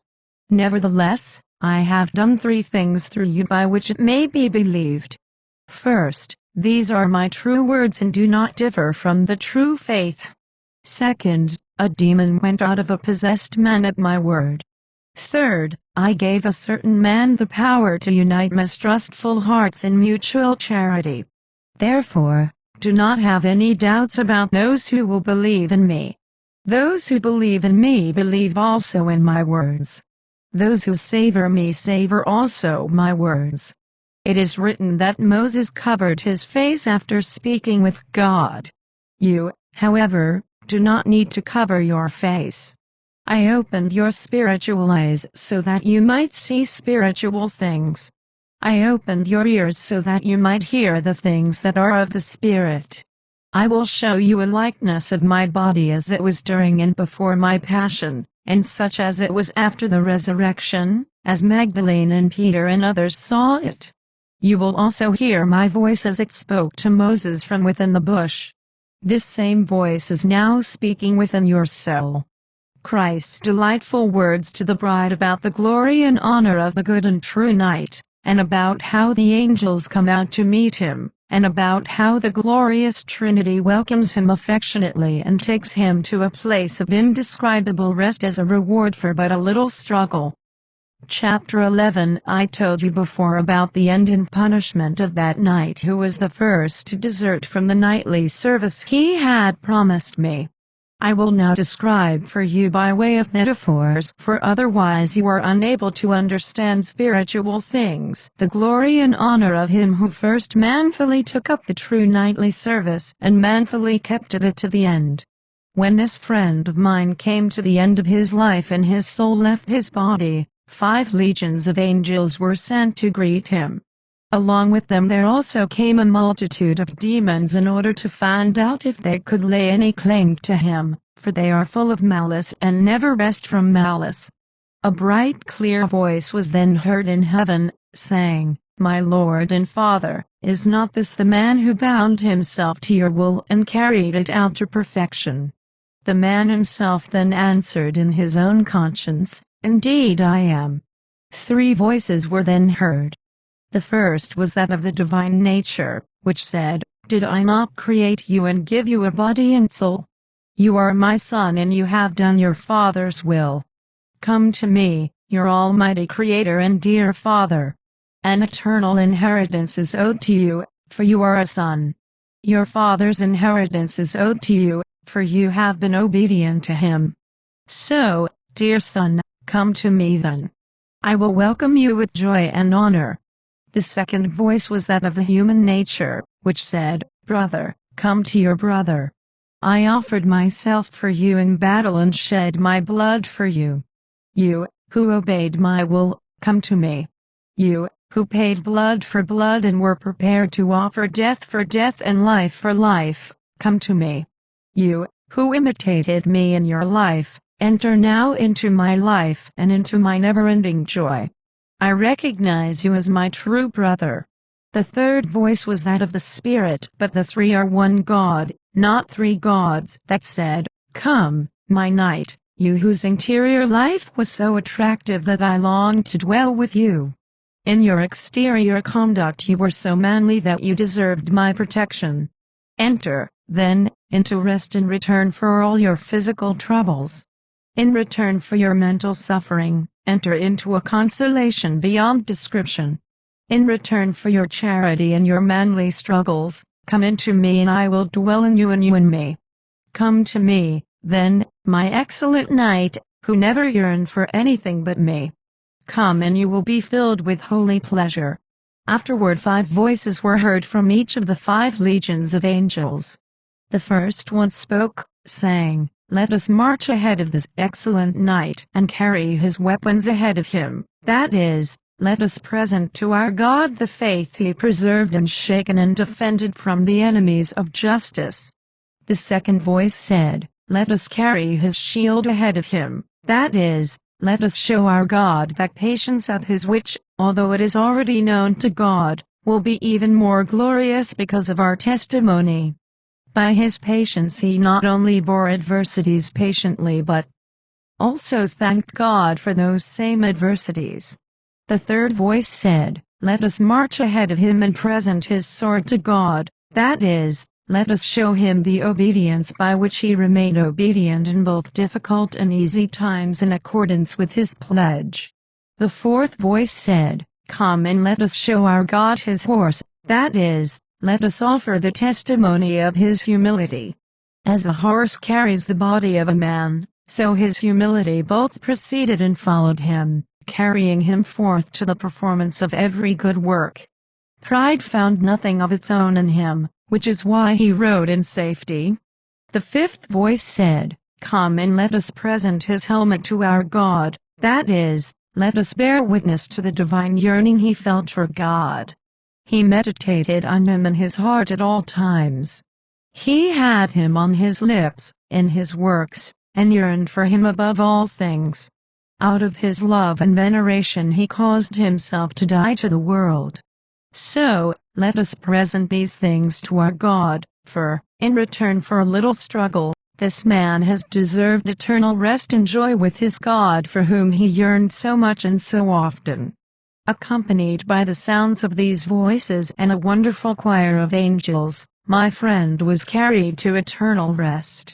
His soul saw it all and said to itself in exultation, Happy am I to have been created. Happy am I to have served my God whom I now behold. Happy am I, for I have joy and glory that will never end. In such a way did my friend come to me and receive such a reward. Although not everyone sheds his blood for the sake of my name, nevertheless, everyone will receive the same reward, provided they have the intention of giving their lives for me if the occasion presents itself and the needs of the faith demand it. See how important a good intention is. Christ's words to the bride about the unchanging nature and eternal duration of his justice, and about how, after taking a human nature, he revealed his justice through his love in a new light, and about how he tenderly exercises mercy toward the damned and gently teaches his knights mercy. Chapter 12 I am the true king. No one deserves to be called king except me, because all honor and power come from me. I am he who rendered judgment upon the first angel to fall through pride, greed, and envy. I am he who rendered judgment upon Adam and Cain as well as upon the whole world by sending it the flood due to the sins of the human race. I am the same one who allowed the people of Israel to come into captivity and miraculously led it out with miraculous signs. All justice is to be found in me. Justice always was and is in me without beginning or end. It does not at any time grow less in me but remains in me true and unchangeable. Although at the present time my justice seems to be somewhat gentler and God seems to be a more patient judge now, this represents no change in my justice, which never changes, but only shows my love the more. I now judge the world by that same justice and that same true judgment as when I permitted my people to become slaves in Egypt and made them suffer in the desert. My love was hidden prior to my incarnation. I kept it hidden in my justice like light obscured by a cloud. Once I had taken a human nature, although the law that had been given was changed, justice itself was not changed but was all the more clearly visible and was shown in a more abundant light and love through God's Son. This happened in 3 ways. First, the law was mitigated, since it had been severe because of disobedient and hardened sinners and it was difficult in order to tame the proud. Second, the Son of God suffered and died. Third, my judgment now appears to be farther away and both seems to be postponed out of mercy and to be gentler toward sinners than before. Indeed, the acts of justice concerning the first parents or the flood or those who died in the desert seem rigid and strict. But that same justice is still with me and ever has been. However, mercy and love are now more apparent. Earlier, for wise reasons, love was hidden in justice and displayed with mercy, albeit in a more hidden manner, because I never carried out and never do carry out justice without mercy or kindness without justice. Now, however, you might ask, if I show mercy in all my justice, in what way am I merciful toward the damned? I will answer you by way of a parable. It is as if a judge were seated in judgment and his brother came along to be sentenced. The judge says to him, "You are my brother and I am your judge and, although I sincerely love you, I cannot nor is it right for me to counteract justice. In your conscience you see what is just with respect to what you deserve. It is necessary to sentence you accordingly. If it were possible to go against justice, I would willingly take your sentence upon myself. I am like that judge. This person is my brother because of my human nature. When he comes to be judged by me, his conscience informs him of his guilt and he understands what his sentence should be. Since I am just, I reply to the soul, figuratively speaking, and tell it, you see all that is just for you in your conscience. Tell me what you deserve. The soul answers me then, my conscience informs me of my sentence. It is the punishment due to me, because I did not obey you. I answer, I, your judge, took on myself all your punishment and made your danger known to you as well as the way to escape punishment. It was simple justice that you could not enter heaven before atoning for your guilt. I took on your atonement, because you were incapable of bearing it yourself. Through the prophets I showed you what would happen to me, and I did not omit a single detail of what the prophets foretold. I showed you all the love I could in order to make you turn to me. However, since you have turned away from me, you deserve to be sentenced, because you scorned mercy. However, I am still so merciful that, if it were possible for me to die again, for your sake I would again endure the same torment I once endured on the cross rather than see you sentenced to such a sentence. Justice, however, says that it is impossible for me to die again, even if mercy tells me to want to die for your sake again, if it were possible. This is how I am merciful and loving even toward the damned. I loved mankind from the start, even when I seemed to be angry, but nobody cared about or paid any attention to my love. Because I am just and merciful, I warn the so-called knights that they should seek my mercy, lest my justice find them. My justice is as immovable as the mountain, it burns like fire, it is as frightening as thunder, and as sudden as a bow fitted with an arrow. My warning is threefold. First, I warn them as a father does his children, in order to make them turn back to me, because I am their Father and Creator. Let them return, and I will give them the patrimony due to them by right. Let them return, because, although I have been spurned, I will still welcome them with joy and go out to meet them with love. Second, I ask them like a brother to recall my wounds and my deeds. Let them return, and I will receive them like a brother. Third, as their Lord I ask them to return to the Lord to whom they pledge their faith, to whom they owe their allegiance, and to whom they have sworn themselves by oath. Wherefore, O knights, turn back to me, your Father, who brought you up with love. Think on me, your brother, who became as one of you for your sakes. Turn back to me, your kind Lord. It is highly dishonest to pledge your faith and allegiance to another Lord. You pledged me that you would defend my church and help the needy. See now how you pledge allegiance to my enemy, and throw away my banner and hoist the banner of my enemy. Wherefore, O knights, come back to me in true humility, since you deserted me through pride. If anything seems hard to suffer for me, consider what I did for you. For your sakes, I went to the cross with my feet bleeding. My hands and feet were pierced for you. I spared not a single limb of mine for you.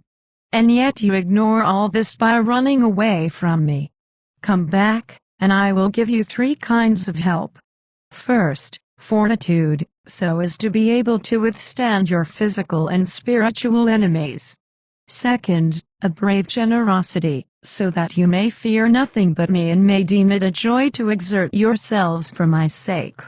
Third, I shall give you wisdom to make you understand the true faith and the will of God. Therefore, come back and take your stand like men. For I, who am giving you this warning, am the same one whom the angels serve, the one who freed those forefathers of yours who were obedient but sentenced the disobedient and humbled the proud. I was first in war, first in suffering. Follow me, then, so that you will not be melted like wax by fire. Why are you breaking your promise? Why do you scorn your oath? Am I of less value or more unworthy than some worldly friend of yours to whom, once you pledge your faith, you keep it? To me, however, the giver of life and honor, the preserver of health, you do not render what you have promised. For this reason, good knights, fulfill your promise and, if you are too weak to do so in deeds, at least have the will to do so. I feel pity due to the slavery the devil has imposed on you, and so I will accept your intention as a deed. If you come back to me in love, then exert yourselves in the faith of my church, and I will come out to meet you like a kind father together with all my army. I will give you 5 good things as a reward. First, never-ending praise will always sound in your ears. Second, the face and glory of God will always be before your eyes. Third, the praise of God will never leave your lips. Fourth, you will have everything your soul can desire, and you will desire nothing more than you have. Fifth, you will never be separated from your God, but your joy will endure without end, and you will live your life in joy without end. Such will be your reward, my knights, if you defend my faith and exert yourselves more for the sake of my honor than for your own. If you have any sense, remember that I have been patient with you and that you have insulted me in a way you yourselves would never tolerate. However, although I can do all things by reason of my omnipotence, and although my justice cries out to be revenged upon you, still my mercy, which is in my wisdom and goodness, spares you. Therefore, ask for mercy. In my love I grant that which a person asks me for in humility. Christ's strong words to the bride against present-day knights, and about the proper way of creating knights, and about how God gives and bestows strength and help to them in their actions. Chapter 13. I am one God together with the Father and the Holy Spirit in a trinity of persons. None of the three can be separated or divided from the others, but the Father is in both the Son and the Spirit, and the Son is in both the Father and the Spirit, and the Spirit is in both. The divinity sent its word to the Virgin Mary through the angel Gabriel. Yet the same God, both sending and being sent by himself, was with the angel, and he was in Gabriel, and he was in the Virgin prior to Gabriel. After the angel had delivered his message, the Word was made flesh in the Virgin. I, who speak with you, am that Word. The Father sent me through himself together with the Holy Spirit into the womb of the Virgin, although not in such a way that the angels would be left without the vision and presence of God. Rather, I, the Son, who was with the Father and the Holy Spirit in the virginal womb, remained the same God in the sight of the angels in heaven together with the Father and the Spirit, ruling and sustaining all things. However, the human nature assumed by the only Son lay in the womb of Mary. I, who am one God in my divine and human natures, do not disdain to speak with you and thus manifest my love and strengthen the holy faith. Although my human form seems to be here before you and to be speaking with you, nonetheless it is truer to say that your soul and your conscience are with me and in me. Nothing in heaven or on earth is impossible or difficult for me. I am like a powerful king who comes to a city with his troops and takes up the whole place, occupying all of it. In like manner, my grace fills all of your limbs and strengthens them all. I am within you and without you. Although I may be speaking with you, I remain the same in my glory. What could possibly be difficult for me who sustains all things with my power and arranges all things in my wisdom, surpassing everything in excellence? I, who am one God together with the Father and the Holy Spirit, without beginning or end, who assumed a human nature for the sake of the salvation of humankind, the divine nature remaining intact, who suffered, rose again, and ascended into heaven, I am now truly speaking with you. I told you earlier about the knights who were once most pleasing to me because they were bound to me by the bond of charity. They bound themselves by their oath to offer up their body for my body, their blood for my blood. This is why I gave them my consent, why I joined them to myself in a single bond and a single company. Now, however, my grievance is that these knights, who ought to be mine, have turned away from me. I am their creator and redeemer as well as their helper. I made a body with all its limbs for them. I made everything in the world for their use. I redeemed them with my blood. I bought an eternal inheritance for them with my passion. I protect them in every danger. Now, however, they have turned away from me. They hold my passion for naught, they neglect my words that should delight and nourish their soul.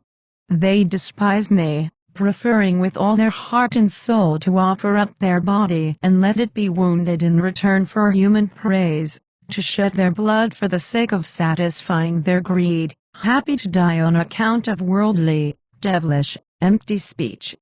But still, although they have turned away, my mercy and justice is upon them. I mercifully watch over them so that they may not be handed over to the devil. In justice I bear with them patiently and, if they would turn back again, I would welcome them joyfully and gladly run out to meet them. Tell that man who wants to put his knighthood at my service that he can please me once again through the following ceremony. Anyone who wants to be made a knight should proceed with his horse and armor to the churchyard and leave his horse there, since it was not made for human pride but in order to be useful in life and in defense and in fighting the enemies of God. Then let him put on his cloak, placing its clasp to his forehead, similar to what a deacon does when he puts on his stole as a sign of obedience and holy patience. In like manner, He should put on his cloak and place the clasp to his forehead as a sign both of his military vows and of the obedience undertaken for the defense of Christ's cross. A banner of the secular government should be carried before him, reminding him that he should obey his worldly government in all the things that are not against God. Once he has entered the churchyard, the priests should go out to meet him with the banner of the church. Honor the passion and wounds of Christ should be depicted as a sign that he is obliged to defend the Church of God and comply with her prelates. When he enters the church, the banner of the temporal government should remain outside the church, while the banner of God should go before him into the church as a sign that divine authority precedes secular authority and that one should care more about spiritual things than temporal things. When Mass has been said up to the Agnus Dei, the presiding officer, that is, the king or someone else, should go up to the knight at the altar and say, "Do you want to be made a knight?" When the candidate answers, "I do," the other should add the words, "Promise to God and to me that you will defend the faith of the Holy Church and obey its leaders in all the things pertaining to God." When the candidate answers, "I do," the other should place a sword in his hands, saying, "Behold, I place a sword in your hands so that you may not spare even your own life for the sake of God's church, so that you may crush the enemies of God and protect the friends of God." Then he should give him the shield and say, "Behold, I give you a shield so that you may defend yourself against the enemies of God, so that you may offer assistance to widows and orphans, so that you may add to the glory of God in every way." Then he should place his hand on the other's neck, saying, "Behold, you are now subject to obedience and to authority. Know, then, that you must carry out and practice what you have bound yourself to by your pledges." After this, the cloak and its clasps should be fitted on him in order to remind him daily both of his vows to God and that, by his profession before the Church, he has bound himself to do more than others to defend the Church of God. Once these things are done and the Agnus Dei has been said, the priest celebrating the Mass should give him my body in order that he may defend the faith of the Holy Church. I will be in him and he in me. I will furnish him with help and strength, and I will make him burn with the fire of my love so as to desire nothing but me and to fear nothing but me, his God. If he should happen to be on a campaign when he undertakes this service for my glory and the defense of my faith, it will still benefit him, provided his intention is upright. I am everywhere by virtue of my power, and all people can please me by an upright intention and a good will. I am love, and no one can come to me but a person who has love. Therefore I do not order anyone to do this, since in that case they would be serving me out of fear. But those who want to undertake this form of knightly service can be pleasing to me. It would be fitting for them to show through humility that they want to return to the true exercise of knighthood, inasmuch as desertion from the profession of true knighthood occurs through pride. Explanation: this knight was believed to have been Circa, the son of Saint Birgitta. About Christ is symbolized by a goldsmith and the words of God as gold, and about how these words should be transmitted to people with the love of God, an upright conscience, and their five senses under control, and about how the preachers of God should be diligent rather than lazy in selling the gold, that is, in transmitting the word of God. Chapter 14. I am like a skilled goldsmith who sends his servant to sell his gold throughout the land, telling him, "You must do 3 things. First of all, you must not entrust my gold to anyone except those who have calm and clear eyes. Second, do not entrust it to people who have no conscience. Third, put my gold on sale for 10 talents weighed twice over. A person who refuses to weigh my gold twice will not get it. You must beware of 3 weapons my enemy uses against you. First of all, he wants to make you slow to put my gold on display. Second, He wishes to mix inferior metal into my gold so that those who see and test it think my gold is just rotten clay. Third, he instructs his friends to contradict you and to claim constantly that my gold is no good. I am like that goldsmith. I forged everything in heaven and on earth, not with hammers and tools, but by my power and strength. All that is and was and will be is foreknown to me. Not the least little worm or the smallest grain can exist or continue in existence without me. Not the least little thing escapes my foreknowledge, since everything comes from me and is foreknown to me. Among all the things I have made, however, the words I have spoken with my own lips are of the greatest value, just as gold is more valuable than other metals. This is why my servants, whom I dispatch with my gold throughout the world, must do three things. First of all, they are not to entrust my gold to people who do not have calm and clear eyes. You may ask, what does it mean to have clear eyesight? Well, a clear-sighted person is one who has divine wisdom along with divine charity. But how are you to know this? It is obvious.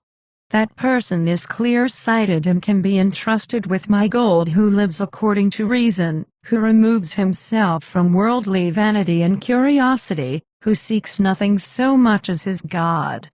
But that person is blind who has knowledge but does not put the divine charity he understands into practice. He seems to have his eyes on God but he does not, for his eyes are on the world and he has turned his back to God. Second, my gold is not to be entrusted to someone with no conscience. Who has a conscience if not the person who manages his temporal, perishable goods with a view to eternity, who has his soul in heaven and his body on earth, who ponders daily how he is going to depart from earth and answer to God for his deeds? My gold should be entrusted to such a person. Third, he should put my gold on sale for 10 talents weighed 2 times over. What do the scales with which the gold is weighed symbolize if not conscience? What do the hands that weigh the gold symbolize if not a good will and desire? What are the counterweights to be used if not spiritual and corporal works?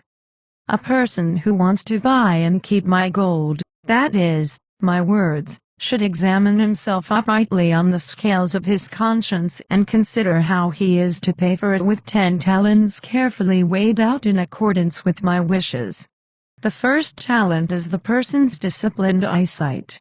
This makes him consider the difference between corporal and spiritual vision, what use there is in physical beauty and appearance, how much excellence there is in the beauty and glory of the angels and of the heavenly powers that surpass all the stars of the sky in splendor, and what joyful delight a soul possesses in God's commandments and in His glory. This talent, I mean, physical vision and spiritual vision, which is found in God's commandments and in chastity, are not to be measured on the same scale. Spiritual vision counts for more than the corporal kind and weighs more, inasmuch as a person's eyes must be open to what is beneficial for the soul and necessary for the body, but closed to foolishness and indecency. The second talent is good hearing. A person should consider the worth of indecent, silly, and derisive language. Surely, it is worth nothing more than an empty puff of air. This is why a person should hear God's praises and hymns. He should listen to the deeds and sayings of my saints. He should hear what he needs in order to foster his soul and body in virtue. This kind of hearing weighs more on the scales than the hearing of indecency. This good kind of hearing, when it is weighed on the scales against the other kind, will sink the scales all the way down, while the other, empty kind of hearing will get lifted up and weigh nothing at all. The third talent is that of the tongue. A person should weigh the excellence and usefulness of edifying and measured speech on the scales of his conscience. He should also take note of the harmfulness and uselessness of vain and idle speech. He should then put away vain speech and love the good kind. The fourth talent is taste. What is the taste of the world if not misery? Toil at the start of an enterprise, sorrow as it continues, bitterness at the end. Accordingly, a person should carefully weigh spiritual taste against the worldly kind, and the spiritual will outweigh worldly taste. The spiritual taste is never lost, never becomes wearisome, never diminishes. This kind of taste begins in the present through the restraint of lust and through a life of moderation, and lasts forever in heaven through the enjoyment and sweet delight of God. The fifth talent is that of the sense of touch. A person should weigh how much care and misery he feels because of the body, all the worldly cares, all the many problems with his neighbor. Then he experiences misery everywhere. Let him also weigh how great the peace of soul and of a well-disciplined mind is, how much good there is in not being worried about vain and superfluous possessions. Then he will experience consolation everywhere. Whoever wants to measure it well should put the spiritual and physical senses of touch on the scales, and the result will be that the spiritual outweighs the corporal. This spiritual sense of touch begins and develops through the patient endurance of setbacks and through perseverance in the commandments of God, and it lasts forever in joy and peaceful rest. A person who gives more weight to physical rest and to worldly feelings and joy than to those of eternity is not worthy to touch my gold or to enjoy my happiness. The sixth talent is human work. A person should carefully weigh in his conscience both spiritual and material work. The former leads to heaven, the latter to the world. The former to an eternal life without suffering, the latter to tremendous pain and suffering. Whoever desires my gold should give more weight to spiritual work, which is done in my love and for my glory, than to material work, since spiritual things endure, while material things will pass away. The seventh talent is the orderly use of time. A person is given certain times to devote to spiritual things alone, other times for bodily functions, without which life is impossible. If these are used reasonably, they are counted as a spiritual use of time, and other times for physically useful activity. Since a person must render an account of his time as well as of his deeds, he should therefore give priority to the spiritual use of time before turning to material labor, and manage his time in such a way that spiritual things are given more priority than temporal things, so that no time is allowed to pass without the examination and right balance required by justice. The eighth talent is the just administration of the temporal goods given to one, meaning that a rich person, as far as his means allow, should give to the poor with divine charity. But you might ask, what should a poor person who owns nothing give? He should have the right intention and think the following thoughts: if I had anything, I would gladly give it generously. Such an intention is counted for him as a deed. If the poor man's intention is such that he would like to have temporal possessions like others, but only intends to give a small sum in mere trifles to the poor, this intention is reckoned for him as a small deed. Therefore a rich person with possessions should practice charity. A needy person should have the intention of giving, and it will gain in merit. Whoever gives more weight to the temporal than to the spiritual, whoever gives me 1 shilling and the world 100 and himself 1,000 does not use a fair measuring standard. A person who uses a measuring standard like that does not deserve to have my gold. I, the giver of all things, who can also take all things away, deserve the worthier share. Temporal goods were created for human use and necessity, not for superfluity. The ninth talent is the careful examination of times gone and past. A person should examine his deeds, what sort of deeds they were, their number, how he has corrected them and with what merit. He should also consider whether his good works were fewer than his bad. If he should find his bad works to be more numerous than his good, then he should have a perfect purpose of amendment and be truly contrite for his misdeeds. This intention, if it be true and firm, will weigh more in God's sight than all his sins. The 10th talent is the consideration of and planning for future time. If a person has the intention of not wanting to love anything but the things of God, of not desiring anything but what he knows to be pleasing to God, of willingly and patiently embracing difficulties, even the pains of hell, were that to give God any consolation and were it to be God's will, then this talent excels all the rest. Through this talent all dangers are easily avoided. Whoever pays these 10 talents will get my gold. However, as I said, the enemy wants to impede the people delivering my gold in 3 ways. First, he wants to make them slow and lazy. There is both a physical and a spiritual laziness. The physical kind is when the body tires of working, getting up, and so forth. Spiritual laziness is when a spiritually minded person, knowing the sweet delight and grace of my Spirit, prefers to rest in that delight rather than to go out and help others to partake of it with him.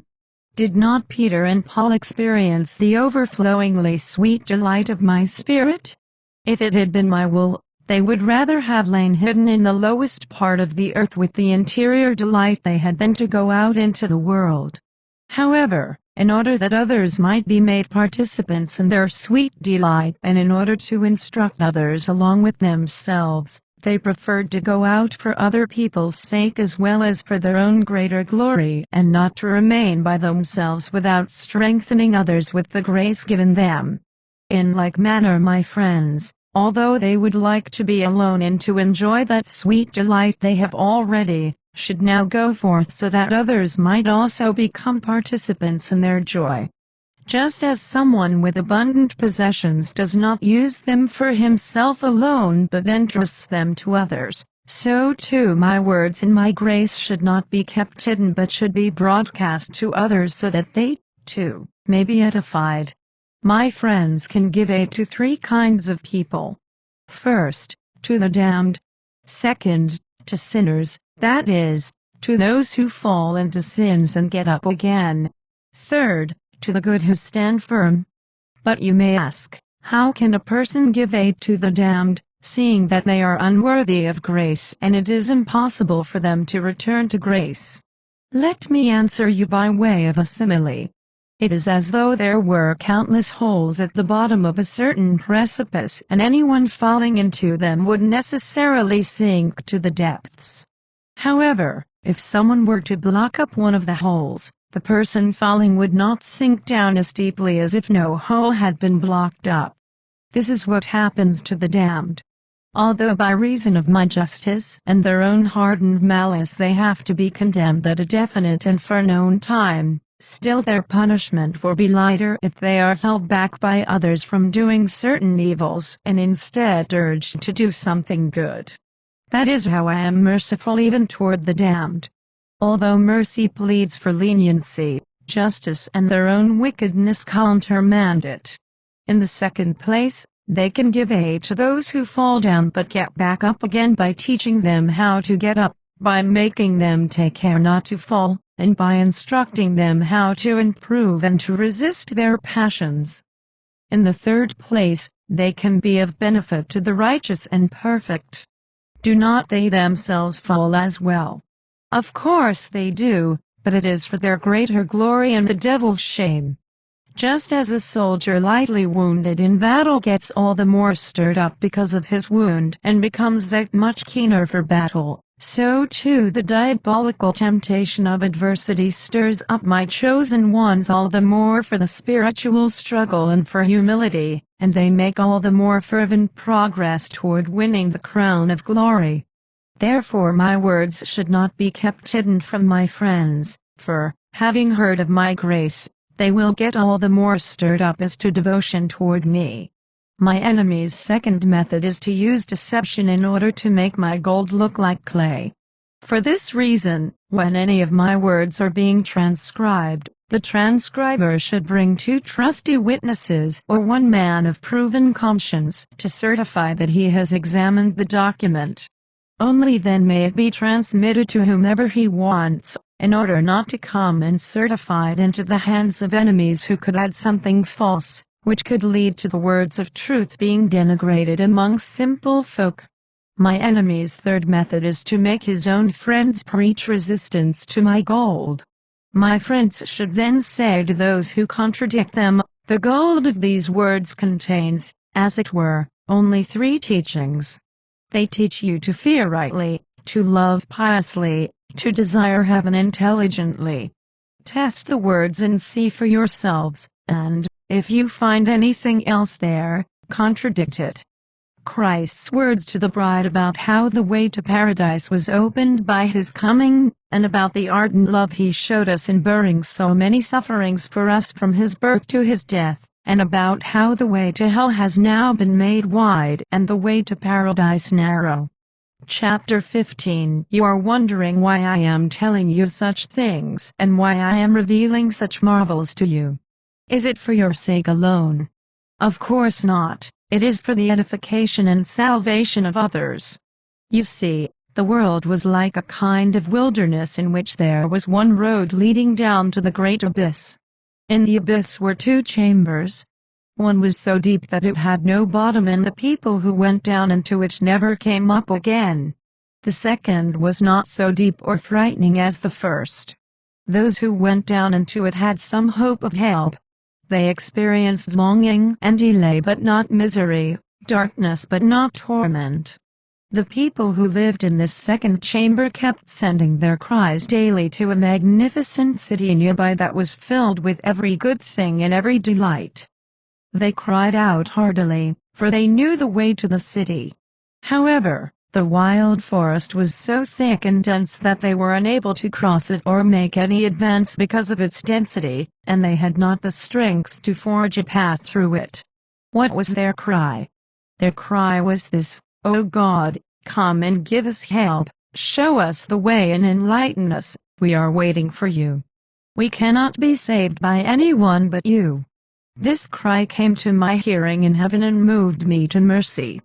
Appeased by their crying, I came to the wilderness like a pilgrim. But before I began to work and make my way, a voice spoke out ahead of me, saying, "The axe has been laid to the tree." This voice was none other than John the Baptist. He was sent before me and cried out in the desert, "The axe has been laid to the tree," which is to say, let the human race be ready, for the axe is now ready, and he has come to prepare a way to the city and is uprooting every obstacle. When I came, I worked from sunrise to sunset, that is, I devoted myself to the salvation of humankind from the time of my incarnation until my death on the cross. At the start of my undertaking, I took flight into the wilderness away from my enemies, more precisely, from Herod who was pursuing me. I was put to the test by the devil and suffered persecution from men. Later, while enduring much toil, I ate and drank and sinlessly complied with other natural needs in order to build up the faith and to show that I had truly taken a human nature. While I prepared the way to the city, that is, to heaven, and uprooted all the obstacles that had sprung up, brambles and thorns scratched my side and harsh nails wounded my hands and feet. My teeth and my cheeks were badly mishandled. I bore it with patience and did not turn back but went ahead all the more zealously, like an animal driven by starvation that, when it sees a man holding a spear against it, charges into the spear in its desire to get at the man. And the more the man thrusts the spear into the entrails of the animal, the more the animal thrusts itself against the spear in its desire to get at the man, until at last its entrails and entire body are pierced through and through. In like manner, I burned with such love for the soul, that, when I beheld and experienced all these harsh torments, the more eager men were to kill me, the more ardent I became to suffer for the salvation of souls. Thus I made my way in the wilderness of this world and prepared a road through my blood and sweat. The world might well be called a wilderness, since it was lacking in every virtue and remained a wilderness of vice. It had only one road on which everyone was descending into hell, the damned toward damnation, the good towards darkness. I heard mercifully their long-standing desire for future salvation and came like a pilgrim in order to work. Unknown to them in my divinity and power, I prepared the road that leads to heaven. My friends saw this way and observed the difficulties of my work and my eagerness of heart, and many of them followed me in joy for a long time. But now there has been a change in the voice that used to cry out, "Be ready." My road has been altered, and thickets and thorn bushes have grown up, and those who were advancing on it have halted. The way to hell has been opened up. It is broad, and many people travel by it. However, in order not to let my road become altogether forgotten and neglected, my few friends still travel it in their longing for their heavenly homeland, like birds moving from bush to bush, hidden, as it were, and serving me out of fear, since everyone nowadays thinks that to travel by the way of the world leads to happiness and joy. For this reason, because my road has become narrow while the road of the world has been widened, I am now shouting out to my friends in the wilderness, that is, in the world, that they should remove the thorn bushes and brambles from the road leading to heaven and recommend my road to those who are making their way. As it is written, "Blessed are those who have not seen me and have believed." Likewise, happy are they who now believe in my words and put them into practice. As you see, I am like a mother who runs out to meet her roving son. She holds out a light for him on the way so that he can see the road. In her love, she goes to meet him on the way and shortens his journey. She goes up to him and embraces and greets him. With love like that I shall run out to meet my friends and all the people returning to me, and I shall give their hearts and souls the light of divine wisdom. I will embrace them with glory and surround them with the heavenly court where there is neither heaven above nor earth below but only the vision of God, where there is neither food nor drink, but only the enjoyment of God. The road to hell is open for the wicked.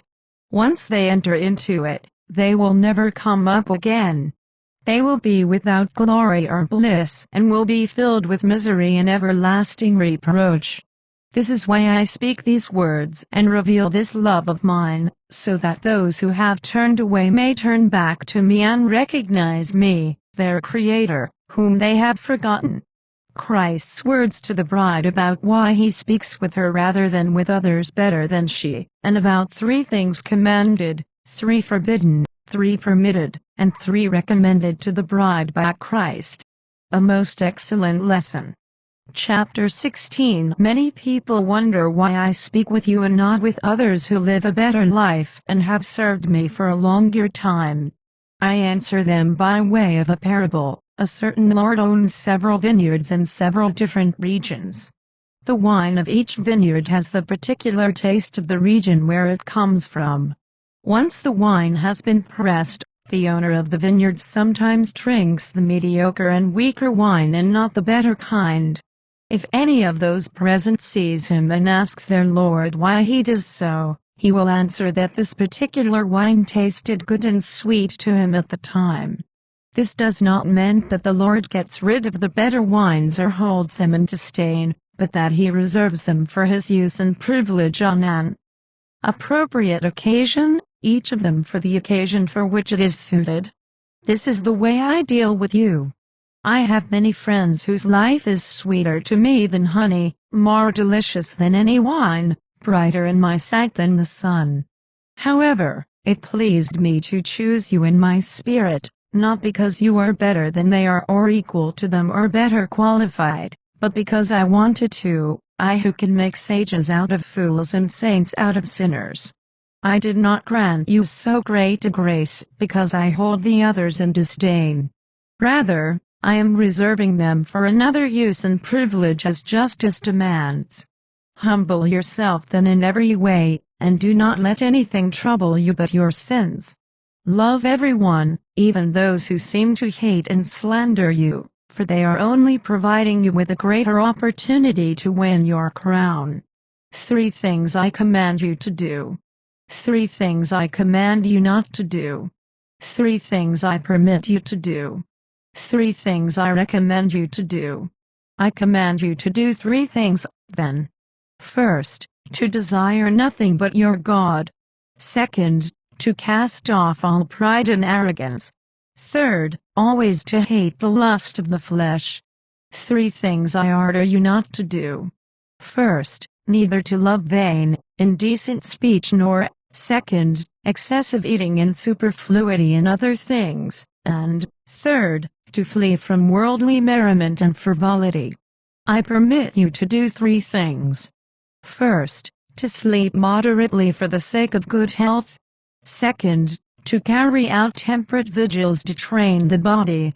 Third, to eat moderately for the strength and sustenance of your body. I recommend 3 things to you. First, to take pains to fast and carry out good works that earn the promise of the kingdom of heaven. Second, to dispose of your possessions for the glory of God. Third, I counsel you to think on 2 things continually in your heart. First, think on all that I have done for you by suffering and dying for you. Such a thought stirs up love for God. Second, consider my justice and the coming judgment. This instills fear in your mind. Finally, there is a 4th thing which I both order and command and recommend and permit. This is to obey as you ought. I order this, inasmuch as I am your God. I command you not to act otherwise, inasmuch as I am your Lord. I permit this to you, inasmuch as I am your bridegroom. I also recommend it, inasmuch as I am your friend. Christ's words to the bride about how God's divinity can truly be named virtue, and about the manifold downfall of humankind instigated by the devil, and about the manifold remedy to aid humankind that was given and provided for through Christ. Chapter 17 The Son of God spoke to the bride saying, Do you firmly believe that what the priest holds in his hands is the body of God? She answered, I firmly believe that, just as the Word sent to Mary was made flesh and blood in her womb, so too that which I now see in the hands of the priest I believe to be true God and man. The Lord answered her, I am the same who am speaking to you, remaining eternally in the divine nature, having become human in the womb of the Virgin, but without losing my divinity. My divinity can rightly be named virtue, since there are 2 things in it: power most powerful, the source of all power, and wisdom most wise, the source and seat of all wisdom. In this divine nature all things that exist are ordered wisely and rationally. There is not one little tittle in heaven that is not in it and that has not been established and foreseen by it. Not a single atom on earth, not one spark in hell is outside its rule and can hide itself from its foreknowledge. Do you wonder why I said not one little tittle in heaven? Well, a tittle is the final stroke on a glossed word. Indeed, God's word is the final stroke on all things and was ordained for the glorification of all things. Why did I say not a single atom on earth, if not because all earthly things are transitory? Not even atoms, however small they are outside of God's plan and providence. Why did I say not one spark in hell, if not because there is nothing in hell except envy? Just as a spark comes from fire, so all kinds of evil and envy come from the unclean spirits, with the result that they and their followers always have envy but never love of any kind. Therefore, perfect knowledge and power are in God, which is why each thing is so arranged that nothing is greater than God's power, nor can anything be caused to be made contrary to reason, but all things have been made rationally, suitable to the nature of each thing. The divine nature, then, inasmuch as it can rightly be named virtue, showed its greatest virtue in the creation of the angels. It created them for its own glory and for their delight, so that they might have charity and obedience, charity, by which they love none but God; obedience, by which they obey God in all things. Some of the angels went wickedly astray and wickedly set their will against these 2 things. They turned their will directly against God, so much so that virtue became odious to them and, Therefore, that which was opposed to God became dear to them. Because of this disordered direction of their will, they deserved to fall. It was not that God caused their fall, but they themselves brought it about through the abuse of their own knowledge. When God saw the reduction in the numbers of the heavenly host that had been caused through their sin, He again showed the power of His divinity. For He created human beings in body and soul. He gave them two goods, namely the freedom to do good and the freedom to avoid evil, because, given that no more angels were to be created, it was fitting that human beings should have the freedom of rising, if they wished, to angelic rank.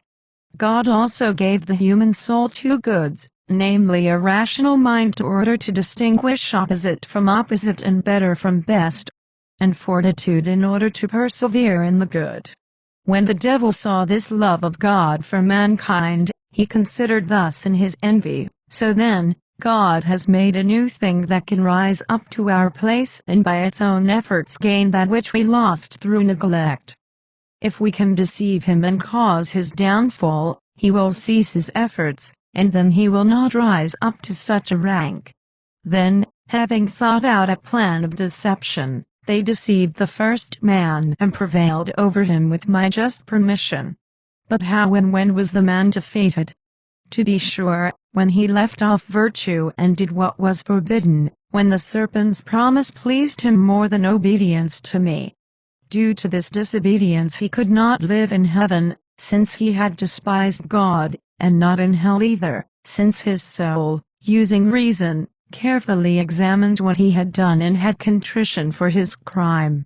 For that reason, the God of virtue, considering human wretchedness, arranged a kind of imprisonment or place of captivity, where people might come to recognize their weakness and atone for their disobedience until they should deserve to rise to the rank they had lost.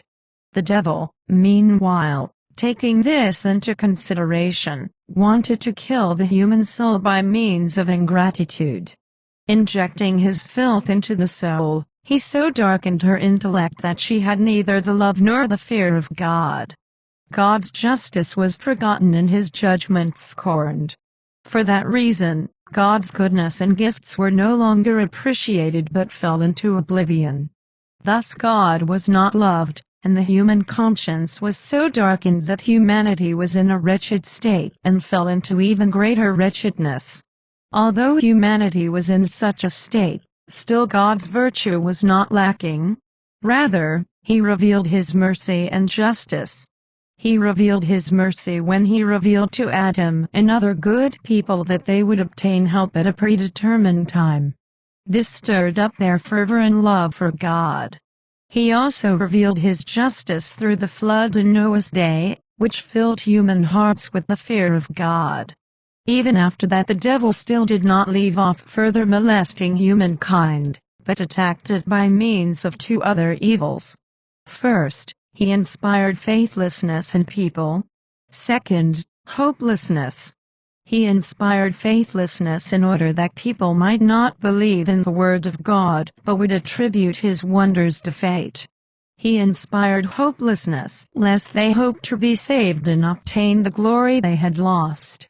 The God of virtue supplied two remedies to fight these two evils. Against hopelessness He offered hope, giving Abram a new name and promising him that from his seed there would be born the one who would lead him and the imitators of his faith back to the lost inheritance. He also appointed prophets to whom He revealed the manner of redemption in the times and places of His suffering. With respect to the second evil of faithlessness, God spoke to Moses and revealed His will in the law to him and backed His words up with portents and deeds. Although all this was done, still the devil did not desist from his evil. Constantly urging humankind on to worse sins, he inspired two other attitudes in the human heart. First, that of regarding the law as unbearable and losing peace of mind over trying to live up to it. Second, he inspired the thought that God's decision to die and suffer out of charity was too incredible and far too difficult to believe. Again God provided two further remedies for these two evils. First, He sent his own Son into the womb of the Virgin so that nobody would lose peace of mind over how hard the law was to fulfill, since, having assumed a human nature, his Son fulfilled the requirements of the law and then made it less strict. With respect to the second evil, God displayed the very height of virtue. The Creator died for creation, the Righteous One for sinners. Innocent, he suffered to the last drop, as had been foretold by the prophets. Even then the wickedness of the devil did not cease, but again he rose up against humanity, inspiring two further evils. First, he inspired the human heart to hold my words in contempt and, second, to let my deeds fall into oblivion. God's virtue has again begun to indicate two new remedies against these two evils. The first is to return my words to honor and to undertake to imitate my deeds. This is why God has led you in His Spirit. He has also revealed His will on earth to His friends through you, for two reasons in particular. The first is in order to reveal God's mercy, so that people might learn to recall the memory of God's love and suffering. The second is to remind them of God's justice and to make them fear the severity of my judgment. Therefore, tell this man that, given that my mercy has already come, he should bring it out into the light so that people might learn to seek mercy and to beware of the judgment on themselves. Moreover, tell him that, although my words have been written down, still they must first be preached and put into practice. You can understand this by way of a metaphor. When Moses was about to receive the law, a staff was made and 2 stone tablets were hewn. Nevertheless, he did not work miracles with the staff until there was a need for it and the occasion demanded it. When the acceptable time came, then there was a show of miracles and my words were proved by deeds. Likewise, when the new law arrived, first my body grew and developed until a suitable time, and from then on my words were heard. However, although my words were heard, still they did not have force and strength in themselves until accompanied by my deeds. And they were not fulfilled until I fulfilled all the things that had been foretold about me through my passion. It is the same now. Although my loving words have been written down and should be conveyed to the world, still they cannot have any force until they have been completely brought out into the light. About 3 wonderful things that Christ has done for the bride, and about how the sight of angels is too beautiful and that of devils too ugly for human nature to bear, and about why Christ has condescended to come as a guest to a widow like her. Chapter 18. I have done 3 wonderful things for you. You see with spiritual eyes. You hear with spiritual ears. With the physical touch of your hand you feel my spirit in your living breast. You do not see the sight, you see as it is in fact. For if you saw the spiritual beauty of the angels and of holy souls, your body could not bear to see it but would break like a vessel, broken and decayed due to the soul's joy at the sight. If you saw the demons as they are, you would either go on living in great sorrow or you would die a sudden death at the terrible sight of them. This is why spiritual beings appear to you as if they had bodies. The angels and souls appear to you in the likeness of human beings who have soul and life, because angels live by their spirit. The demons appear to you in a form that is mortal and belongs to mortality, such as in the form of animals or other creatures. Such creatures have a mortal spirit, since when their body dies, their spirit dies too. However, devils do not die in spirit but are forever dying and live forever. Spiritual words are spoken to you by means of analogies, since you cannot grasp them otherwise. The most wonderful thing of all is that you feel my spirit move in your heart. Then she replied, O my Lord, Son of the Virgin, why have you condescended to come as a guest to so base a widow, who is poor in every good work and so weak in understanding and discernment and ridden with sin for so long? He answered her, I can do 3 things. First, I can make a poor person rich and a foolish person of little intelligence capable and intelligent. I am also able to restore an aged person to youth. It is like the phoenix that brings together dried twigs. Among them is the twig of a certain tree that is dry by nature on the outside and warm on the inside. The warmth of the sunbeams comes to it first and kindles it, and then all the twigs are set on fire from it. In the same way you should gather together the virtues by which you can be restored from your sins. Among them you should have a piece of wood that is warm on the inside and dry on the outside. I mean your heart, which should be dry and pure from all worldly sensuality on the outside and so full of love on the inside that you want nothing and yearn for nothing but me. Then the fire of my love will come into the heart first, and in that way you will be enkindled with all the virtues. Thoroughly burned by them and purged from sins, you will arise like the rejuvenated bird, having put off the skin of sensuality. Christ's words to the bride about how God speaks to his friends through his preachers and through sufferings, and about Christ is symbolized by an owner of bees and the church by a beehive and Christians by bees, and about why bad Christians are allowed to live among good ones. Chapter 19. I am your God. My Spirit has led you to hear and see and feel, to hear my words, to see visions, to feel my Spirit with the joy and devotion of your soul. All mercy is found in me together with justice, and there is mercy in my justice. I am like a man who sees his friends fall away from him, down onto a road where there is a horrible yawning gap out of which it is impossible to climb. I speak to these friends through those people who have an understanding of Scripture. I speak with a lash, I warn them of their danger. But they just act contrariwise. They head for the impasse and do not care about what I say. I have only one thing to say: sinner, turn back to me. You are headed for danger. There are traps along the way of a kind that are hidden from you due to the darkness of your heart. They scorn what I say. They ignore my mercy. However, though my mercy is such that I warn sinners, my justice is such that, even if all the angels were to drag them back, they could not be converted unless they themselves direct their own will toward the good. If they turned their will to me and gave me their heart's consent, not all the demons together could hold them back. There is an insect called the bee that is kept by its lord and master. The bees show respect in 3 ways to their ruler, the queen bee, and derive benefit from her in 3 ways. First, the bees carry all the nectar they find to their queen.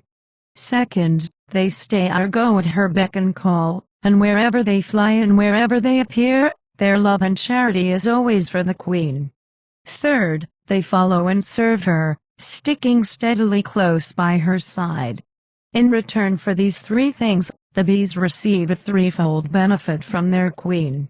First, her signal gives them a set time to go out and work.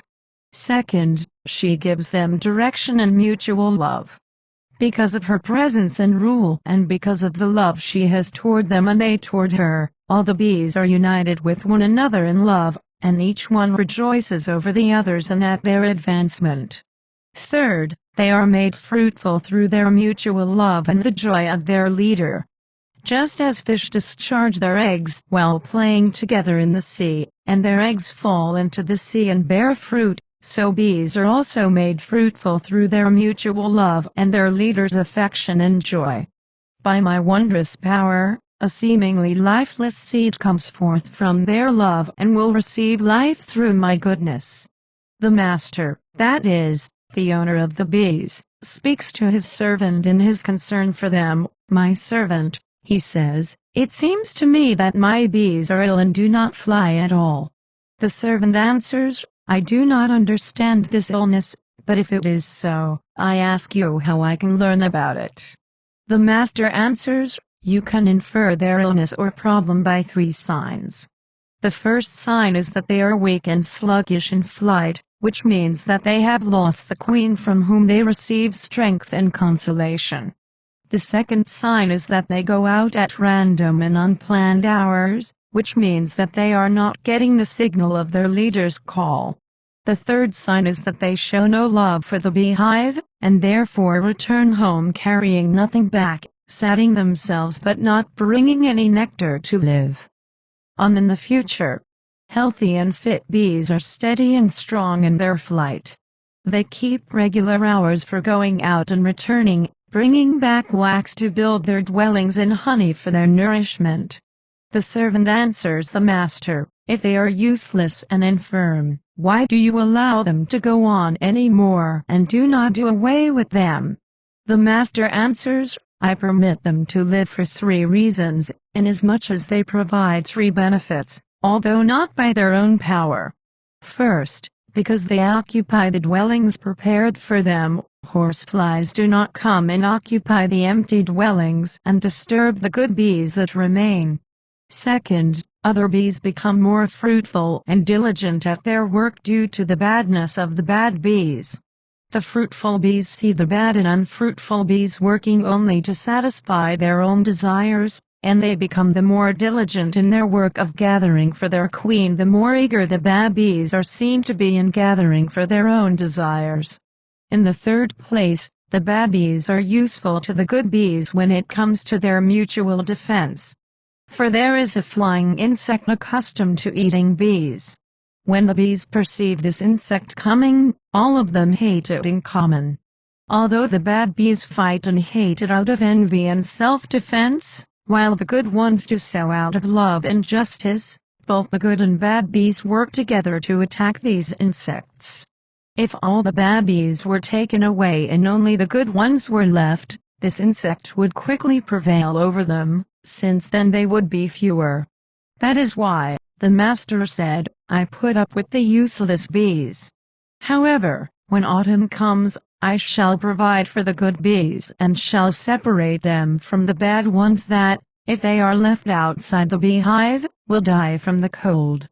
But if they remain inside and do not gather, they will be in danger of starvation, inasmuch as they have neglected to gather food when they could. I am God, the creator of all things. I am the owner and the lord of the bees. Out of my ardent love and by my blood I founded my beehive, that is, the Holy Church, in which Christians should be gathered and dwell in unity of faith and mutual love. Their dwelling places are their hearts, and the honey of good thoughts and affections should inhabit it. This honey ought to be brought there through considering my love in creation and my toils in redemption and my patient support in mercy and calling back and restoring. In this beehive, that is, in the Holy Church, there are 2 kinds of people, just as there were 2 kinds of bees. The first ones are those bad Christians who do not gather nectar for me but for themselves. They return carrying nothing back and do not recognize their leader. They have a sting instead of honey and lust instead of love. The good bees represent good Christians. They show me respect in 3 ways. First, they hold me as their leader and Lord, offering me sweet honey, that is, works of charity, which are pleasing to me and useful to themselves. Second, they wait upon my will. Their will accords with my will, all their thought is on my passion, all their actions are for my glory. Third, they follow me, that is, they obey me in everything. Wherever they are, whether outside or inside, whether in sorrow or in joy, their heart is always joined to my heart. This is why they derive benefit from me in 3 ways.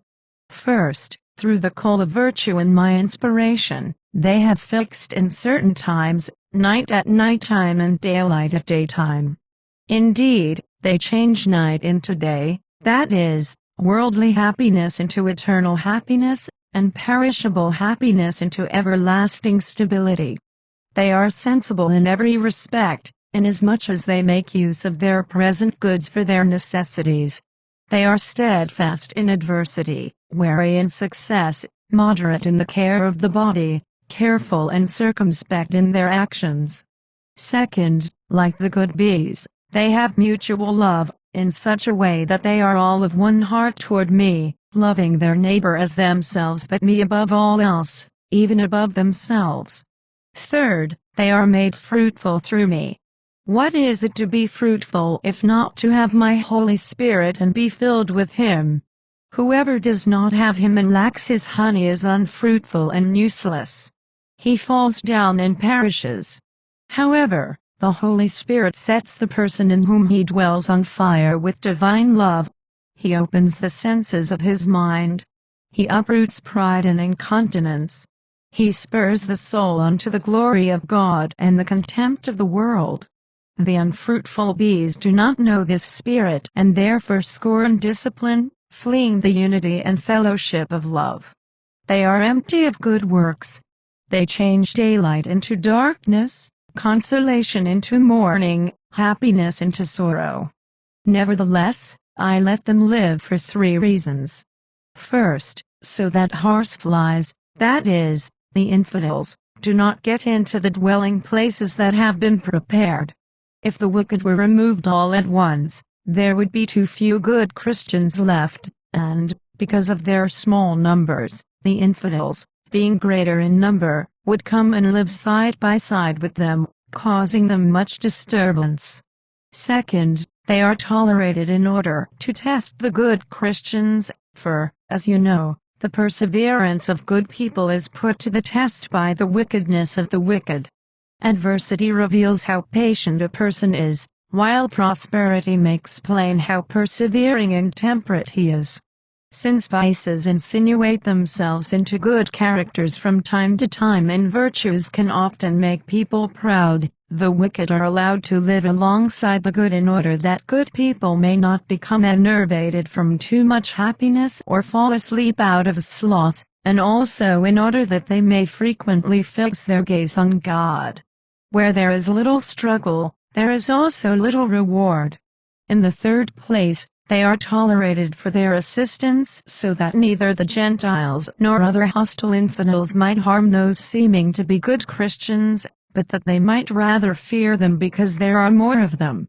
The good offer resistance to the wicked out of justice and love of God, while the wicked do so only for the sake of self-defense and to avoid God's wrath. In this way, then, the good and wicked help each other, with the result that the wicked are tolerated for the sake of the good and the good receive a higher crown on account of the wickedness of the wicked. The beekeepers are the prelates of the church and the princes of the land. Whether good or bad, I speak to the good keepers and I, their God and keeper, admonish them to keep my bees safe. Have them consider the comings and goings of the bees. Let them take note of whether they are sick or healthy. If they happen not to know how to discern this, here are 3 signs I give them to recognize it.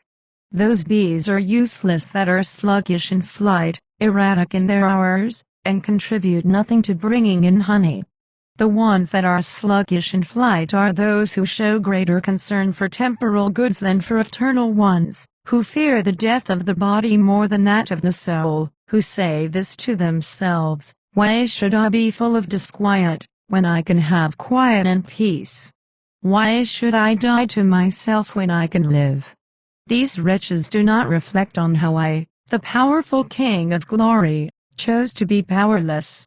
I know the greatest quiet and peace and, indeed, I am peace itself, and yet I chose to give up peace and quiet for their sake and freed them through my own death. They are erratic in their hours in that their affections tend toward worldliness, their conversation toward indecency, their labor toward selfishness, and they arrange their time according to the cravings of their bodies. The ones who have no love for the beehive and do not gather nectar are those who do some good works for my sake, but only out of fear of punishment. Even though they do perform some works of piety, still they do not give up their selfishness and sin. They want to have God but without giving up the world or enduring any wants or hardship. These bees are the kind that hurry home with empty feet, but their hurry is unwise, since they do not fly with the right sort of love. Accordingly, when autumn comes, that is, when the time of separation comes, The useless bees will be separated from the good ones, and they will suffer eternal hunger in return for their selfish love and desires. In return for scorning God and for their disgust at virtue, they will be destroyed by excess of cold, but without being consumed. However, my friends should be on their guard against 3 evils from the bad bees. First, against letting their rodents enter the ears of my friends, since the bad bees are poisonous. Once their honey is gone, there is nothing sweet left in them. Instead, they are full of poisoned bitterness. Second, they should guard the pupils of their eyes against the wings of the bad bees that are as sharp as needles. Third, they should be careful not to expose their bodies to the tails of the bees, for they have barbs that sting sharply. The learned who study their habits and temperament can explain the meaning of these things. Those who are unable to understand it should be wary of the risks and avoid their company and example. Otherwise, they will learn by experience what they did not know how to learn by listening. Then his mother said, "Blessed are you, my son, you who are and were and always will be. Your mercy is sweet and your justice great. You seem to remind me, my son, to speak figuratively, of a cloud rising up to heaven preceded by a light breeze. A dark spot appeared in the cloud, and a person who was out of doors, feeling the light breeze, raised his eyes and saw the dark cloud and thought to himself, 'This dark cloud seems to me to indicate rain.' And he prudently hurried into a shelter and hid himself from the rain. Others, however, who were blind or who perhaps did not care, made little of the light breeze and were unafraid of the dark cloud, but they learned by experience what the cloud meant. The cloud, taking over the whole sky, came with violent commotion and so furious and mighty a fire that living things were expiring at the very commotion. The fire was consuming all the inner and outer parts of man so that nothing remained. My son, this cloud is your words, which seem dark and incredible to many people since they have not been heard much and since they have been given to ignorant people and have not been confirmed by portents. These words were preceded by my prayer and by the mercy with which you have mercy on everyone and, like a mother, draw everyone to yourself. This mercy is as light as a light breeze because of your patience and sufferance. It is warm with the love with which you teach mercy to those who provoke you to anger and offer kindness to those who scorn you. Therefore, may all those who hear these words raise their eyes and see and know their source. They should consider whether these words signify mercy and humility. They should reflect on whether the words signify present or future things, truth or falsehood. If they find that the words are true, let them hurry to a shelter, that is, to true humility and love of God. For, when justice comes, the soul will then be separated from the body and engulfed by fire and burn both outwardly and inwardly. It will burn, to be sure, but it will not be consumed. For this reason, I, the Queen of Mercy, cry out to the inhabitants of the world, may they raise their eyes and behold mercy. I admonish and beseech like a mother, I counsel like a sovereign lady. When justice comes, it will be impossible to withstand it. Therefore, have a firm faith and be thoughtful, test the truth in your conscience, change your will, and then the one who has shown you words of love will also show the deeds and proof of love. Then the Son spoke to me, saying, above, regarding the bees, I showed you that they receive 3 benefits from their queen. I tell you now that those crusaders whom I have placed at the borders of Christian lands should be bees like that. But now they are fighting against me, for they do not care about souls and have no compassion on the bodies of those who have been converted from error to the Catholic faith and to me. They oppress them with hardships and deprive them of their liberties. They do not instruct them in the faith, but deprive them of the sacraments and send them to hell with a greater punishment than if they had stayed in their traditional paganism. Furthermore, they fight only in order to increase their own pride and augment their greed. Therefore, the time is coming for them when their teeth will be ground, their right hand mutilated, their right foot severed, in order that they may live and know themselves. God's grievance concerning 3 men now going around in the world, and about how from the start God established 3 states, namely those of the clergy, the defenders, and the laborers, and about the punishment prepared for the thankless, and about the glory given to the thankful. Chapter 20. The great host of heaven was seen, and God spoke to it, saying, Although you know and see all things in me, however, because it is my wish, I will state my complaint before you concerning 3 things. The first is that those lovely beehives, which were built in heaven from all eternity and from which those worthless bees went out, are empty. The second is that the bottomless pit, against which neither rocks nor trees are of any help, stands ever open. Souls descend into it like snow falling from the sky down to earth. Just as the sun dissolves snow into water, so too souls are dissolved of every good by that terrible torment and are renewed unto ever a punishment. My third complaint is that few people notice the fall of souls or the empty dwellings from which the bad angels have strayed. I am therefore right to complain. I chose 3 men from the beginning. By this I am figuratively speaking of the 3 estates in the world. First, I chose a cleric to proclaim my will in his words and to demonstrate it in his actions. Second, I chose a defender to defend my friends with his own life and to be ready for any undertaking for my sake. Third, I chose a laborer to labor with his hands in order to provide bodily food through his work. The first man, that is, the clergy, has now become leprous and mute. Anyone who looks to see a fine and virtuous character in him shrinks back at the sight and shudders to approach him because of the leprosy of his pride and greed. When he wants to listen to him, the priest is mute about praising me but a chatterbox in praising himself. So, how is the path to be opened that leads the way to great joy, if the one who should be leading the way is so weak? And if the one who should be proclaiming it is mute, how will that heavenly joy be heard of? The second man, the defender, trembles at heart and his hands are idle. He trembles at causing scandal in the world and losing his reputation. His hands are idle in that he does not perform any holy works.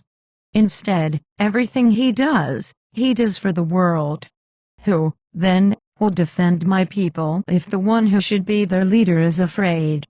The third man is like an ass that lowers its head to the ground and stands with its 4 feet joined together. Sure, indeed, the people are like an ass that longs for nothing but things of the earth, which neglects the things of heaven and goes in search of perishable goods. They have 4 feet, since they have little faith and their hope is idle.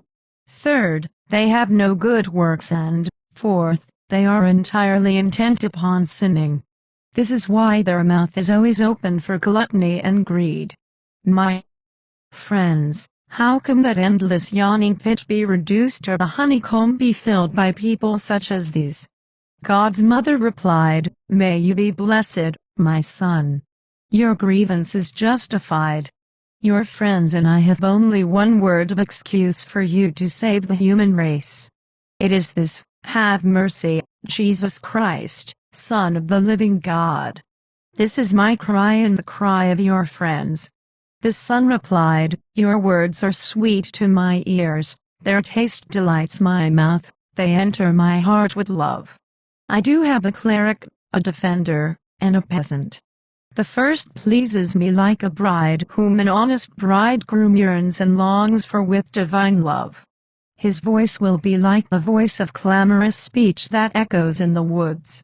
The second will be ready to give his life for me and will not fear the reproach of the world. I shall arm him with the weapons of my Holy Spirit. The third will have so firm a faith that he will say, I believe as firmly as if I saw what I believe. I hope for all the things God has promised. He will have the intention of doing good and growing in virtue and avoiding evil. In the first man's mouth I shall put 3 sayings for him to proclaim. His first proclamation will be, let him who has faith put what he believes into practice. The second, let him who has a firm hope be steadfast in every good work. The third, let him who loves perfectly and with charity yearn fervently to see the object of his love. The second man will work like a strong lion, taking careful precautions against treachery and persevering steadfastly. The third man will be as wise as a serpent that stands on its tail and lifts its head to the skies. These 3 will carry out my will. Others will follow them. Although I speak of 3, by them I mean many. Then he spoke to the bride, saying, Stand firm. Do not be concerned about the world or about its reproaches, for I, who heard every kind of reproach, am your God and your Lord. The words of the glorious Virgin to her daughter about how Christ was taken down from the cross and about her own bitterness and sweetness at the passion of her Son, and about how the soul is symbolized by a virgin and the love of the world and the love of God by 2 youths, and about the qualities the soul should have as a virgin. Chapter 21 Mary spoke, You should reflect on 5 things, my daughter. First, how every limb in my son's body grew stiff and cold at his death, and how the blood that flowed from his wounds as he was suffering dried up and clung to each limb. Second, how his heart was pierced so bitterly and mercilessly that the man spared it until the lance hit a rib, and both parts of the heart were on the lance. Third, reflect on how he was taken down from the cross. The 2 men who took him down from the cross made use of 3 stepladders, one reached to his feet, the second just below his armpits and arms, the third to the middle of his body. The first man got up and held him by the middle. The second, getting up on another ladder, first pulled a nail out of one arm, then moved the ladder and pulled the nail from the other hand. The nails extended through the crossbeam. The man who had been holding up the weight of the body then went down as slowly and carefully as he could, while the other man got up on the step-ladder that went to the feet and pulled out the nails from the feet. When he was lowered to the ground, one of them held the body by the head and the other by the feet. I, his mother, held him about the waist. And so the 3 of us carried him to a rock that I had covered with a clean sheet, and in that we wrapped his body. I did not sew the sheet together, because I knew that he would not decay in the grave. After that came Mary Magdalene and the other holy women. Angels, too, as many as the atoms of the sun, were there, showing their allegiance to their Creator. None can tell what sorrow I had at the time. I was like a woman giving birth who shakes in every limb of her body after delivery.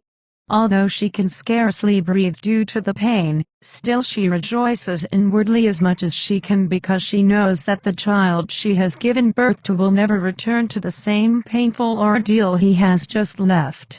In the same way, although no sorrow could compare with my sorrow over the death of my son, still I rejoiced in my soul because I knew my son would no longer die but would live forever. Thus my sorrow was mixed with a measure of joy. I can truly say that there were 2 hearts in the one grave where my son was buried. Is it not said, where your treasure is, there is your heart as well? Likewise, my heart and mind were constantly going to my son's grave.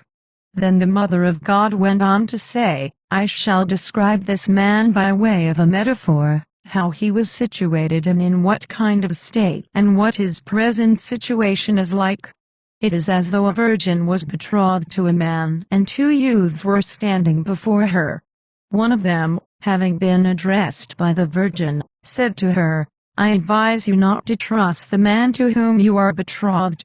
He is unbending in his actions, tardy in payment, miserly in giving gifts. Rather, put your trust in me and in the words I speak to you, and I shall show you another man who is not hard but gentle in every way, who gives you what you want right away and gives you plenty of pleasant and delightful gifts. The virgin, hearing this and thinking about it to herself, answered, Your words are good to hear. You yourself are gentle and attractive to my eyes. I think I will follow your advice."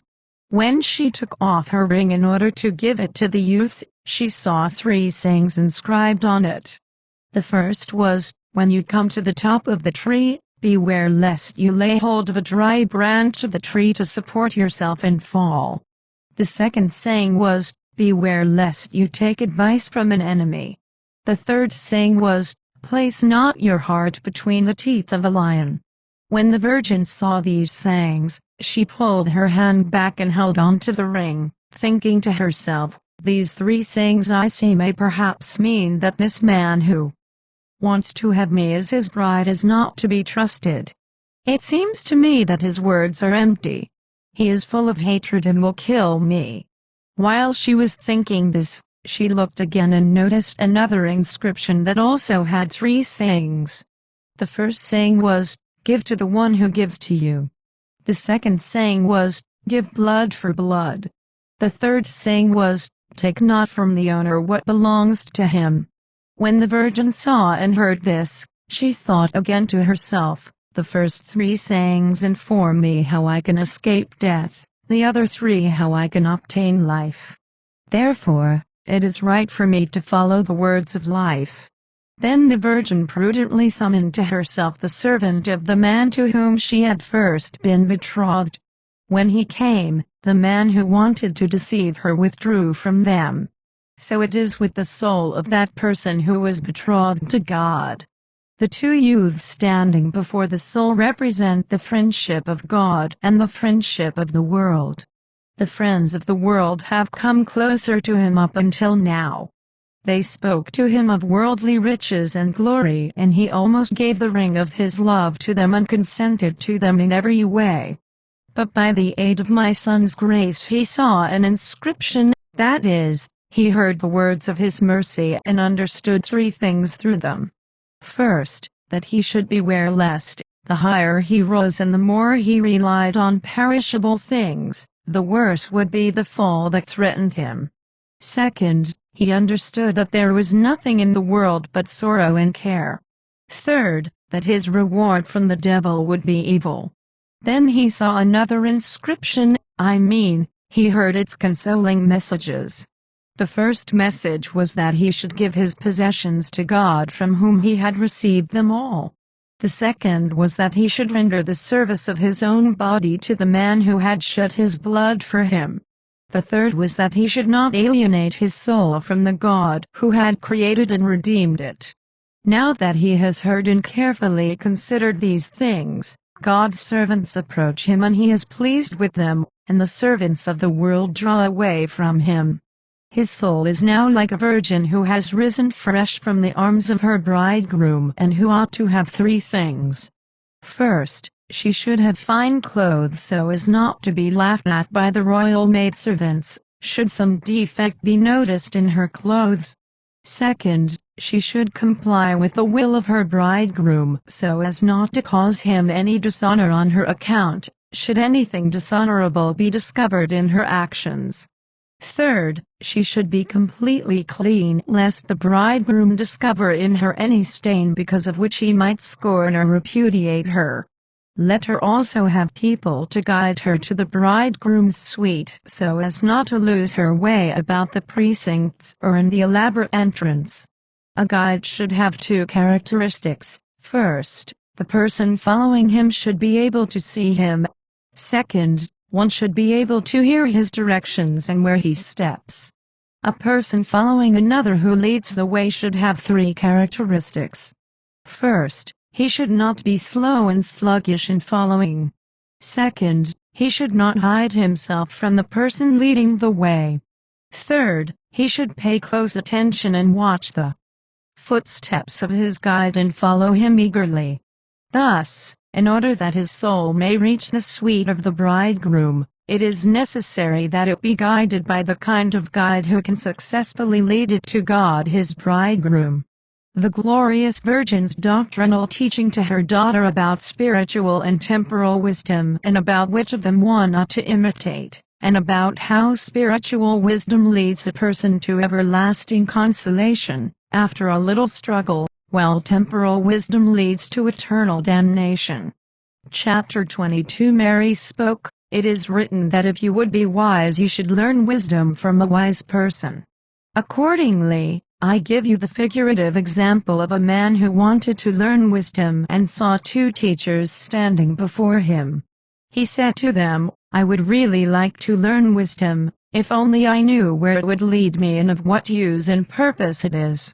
One of the teachers answered, "If you would follow my wisdom, it will lead you up a high mountain along a path that is hard and rocky underfoot, steep and difficult to climb. If you struggle for this wisdom you will gain something that is dark on the outside but shining on the inside. If you hold on to it, you will secure your desire.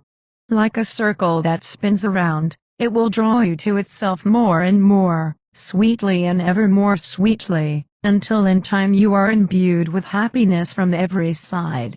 The second teacher said, "If you follow my wisdom, it will lead you to a lush and beautiful valley with the fruits of every land. The path is soft underfoot and the descent is little trouble. If you persevere in this wisdom, you will gain something that is shiny on the outside, but when you want to use it, it will fly away from you. You will also have something that does not last but ends suddenly. A book, too, once you have read it through to the end, ceases to exist along with the act of reading, and you are left idle." When the man heard this, he thought to himself, "I hear two amazing things. If I climb up the mountain, my feet get weak and my back grows heavy. Then, if I do obtain the thing that is dark on the outside, what good will it do me? If I struggle for something that has no end, when will there be any consolation for me?" The other teacher promises something that is radiant on the outside but does not last, a kind of wisdom that will end with the reading of it.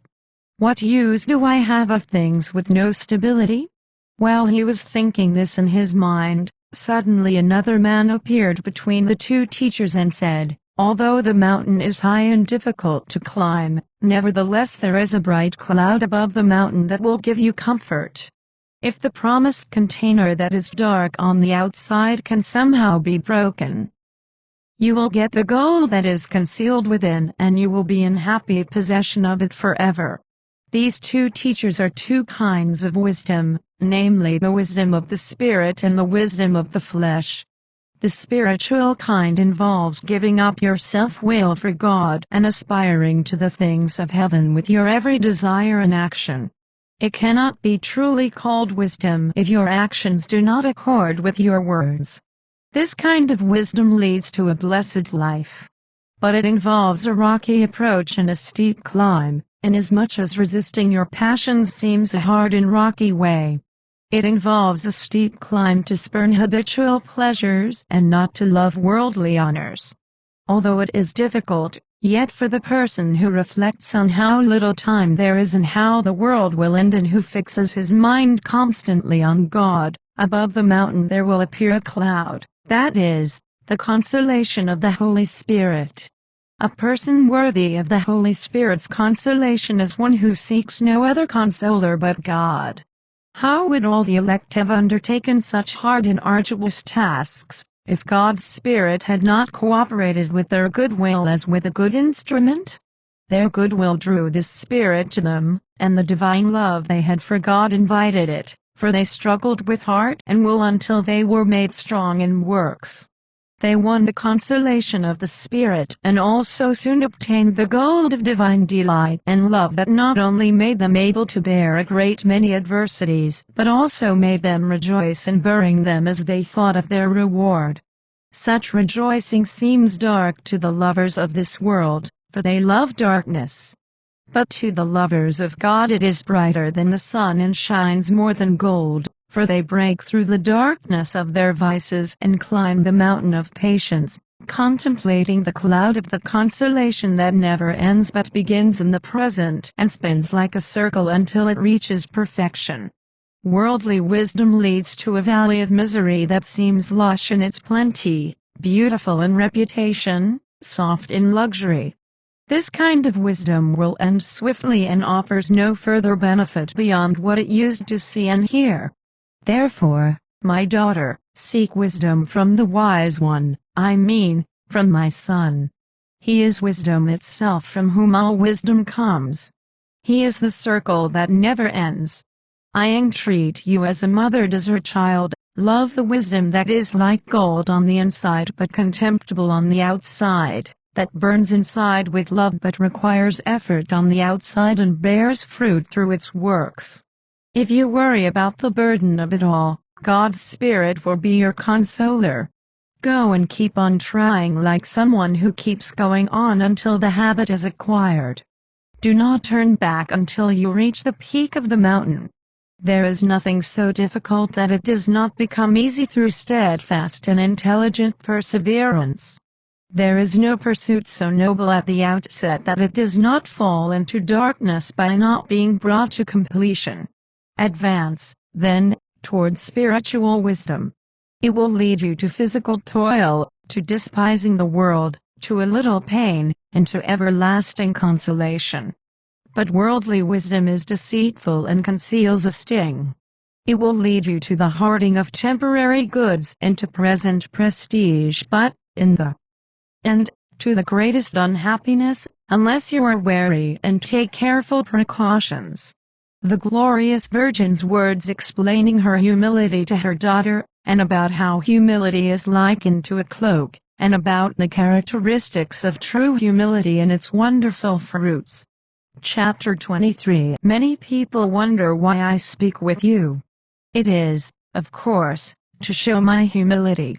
If a member of the body is sick, the heart is not content until it has regained its health, and once its health is restored, the heart is all the more gladdened.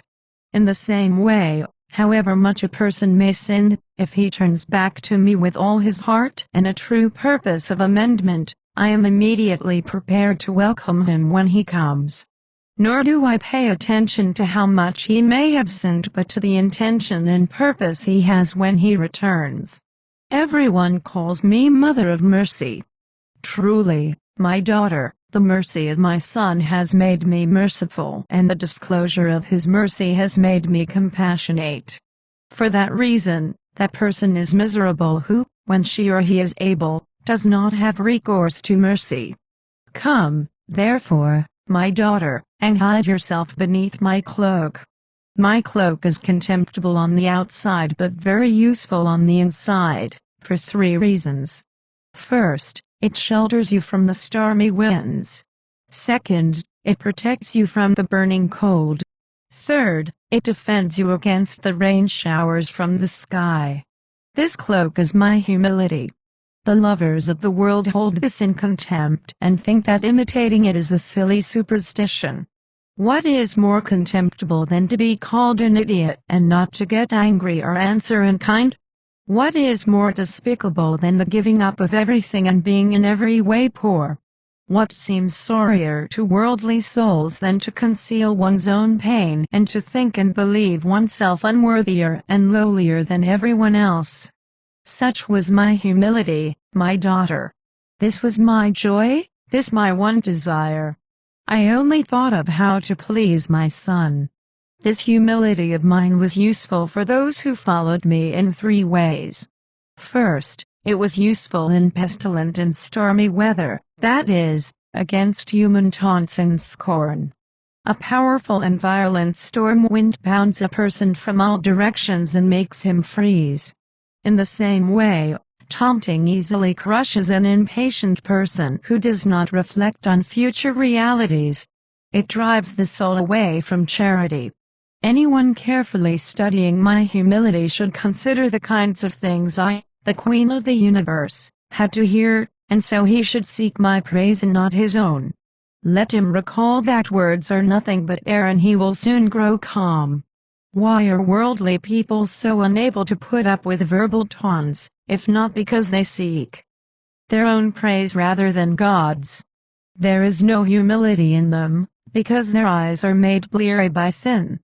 Therefore, although the written law says one should not without due cause give one's ear to insulting speech or put up with it, still it is a virtue and a prize to listen patiently to and put up with insults for the sake of God. Second, my humility is a protection from the burning cold, that is, from carnal friendship. For there is a kind of friendship in which a person is loved for the sake of present commodities, like those who speak in this way, "Feed me for the present and I will feed you, for it is no concern of mine who feeds you after death. Give me respect and I will respect you, for it does not concern me in the least what kind of future respect there is to come." This is a cold friendship without the warmth of God, as hard as frozen snow as regards loving and feeling compassion for one's fellow human being in need, and sterile is its reward. Once a partnership is broken up and the desks are cleared away, the usefulness of that friendship immediately disappears and its profit is lost. Whoever imitates my humility, though, does good to everyone for the sake of God, to enemies and friends alike, to his friends, because they steadily persevere in honoring God, and to his enemies, because they are God's creatures and may become good in the future. In the third place, the contemplation of my humility is a protection against rain showers and the impurities coming from the clouds. Where do clouds come from, if not from the moisture and vapors coming from the earth? When they rise to the skies due to heat, they condense in the upper regions and, in this way, three things are produced: rain, hail, and snow. The cloud symbolizes the human body that comes from impurity. The body brings three things with it just as clouds do. The body brings hearing, seeing, and feeling. Because the body can see, it desires the things it sees. It desires good things and beautiful forms. It desires extensive possessions.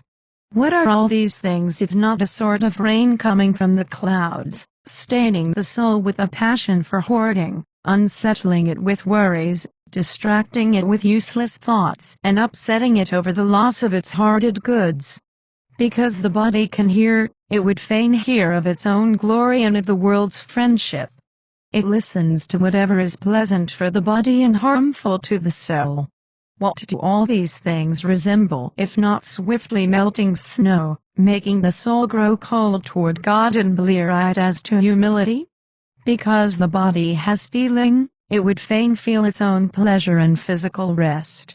What does this resemble if not hail that is frozen from impure waters and that renders the soul unfruitful in the spiritual life, strong as regards worldly pursuits and soft as regards physical comforts?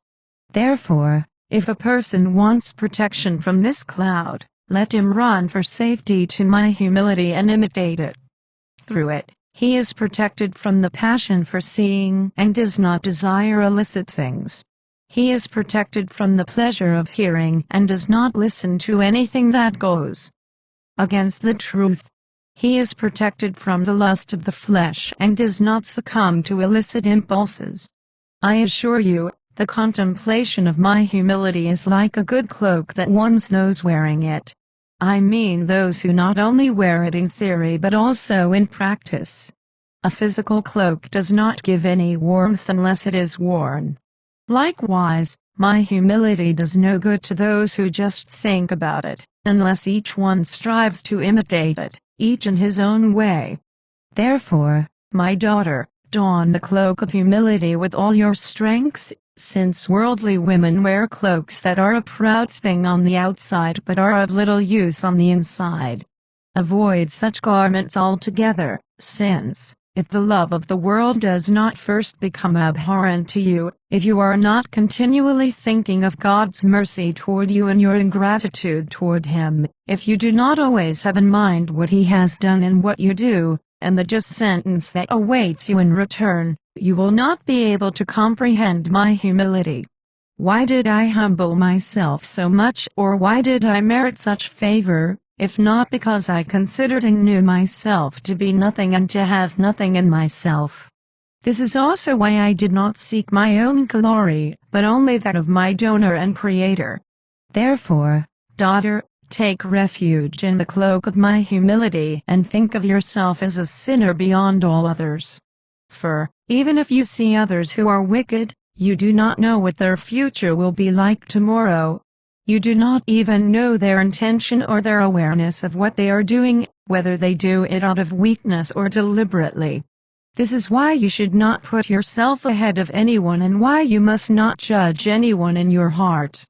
The Virgin's exhortation to her daughter, complaining about how few her friends are, and about how Christ speaks to the bride and describes his sacred words as flowers and explains who the people are in whom such words are to bear fruit. Chapter 24. Mary was speaking. Imagine a large army somewhere and a person walking alongside it, heavily weighed down, carrying a great load on his back and in his arms. With his eyes full of tears, he might look at the army to see if there should be someone to have compassion on him and relieve his burden. That is the way I felt. From the birth of my son until his death, my life was full of tribulation. I carried a heavy load on my back and persevered steadfastly in God's work and patiently bore everything that happened to me. I endured carrying a most heavy load in my arms, in the sense that I suffered more sorrow of heart and tribulation than any creature. My eyes were full of tears when I contemplated the places in my son's body destined for the nails as well as his future passion, and when I saw all the prophecies I had heard foretold by the prophets being fulfilled in him. And now I look around at everyone who is in the world to see if there happens to be some who might have compassion on me and be mindful of my sorrow, but I find very few who think about my sorrow and tribulation. This is why, my daughter, although I am forgotten and neglected by many people, you must not forget me. Look at my struggles and imitate them as far as you can.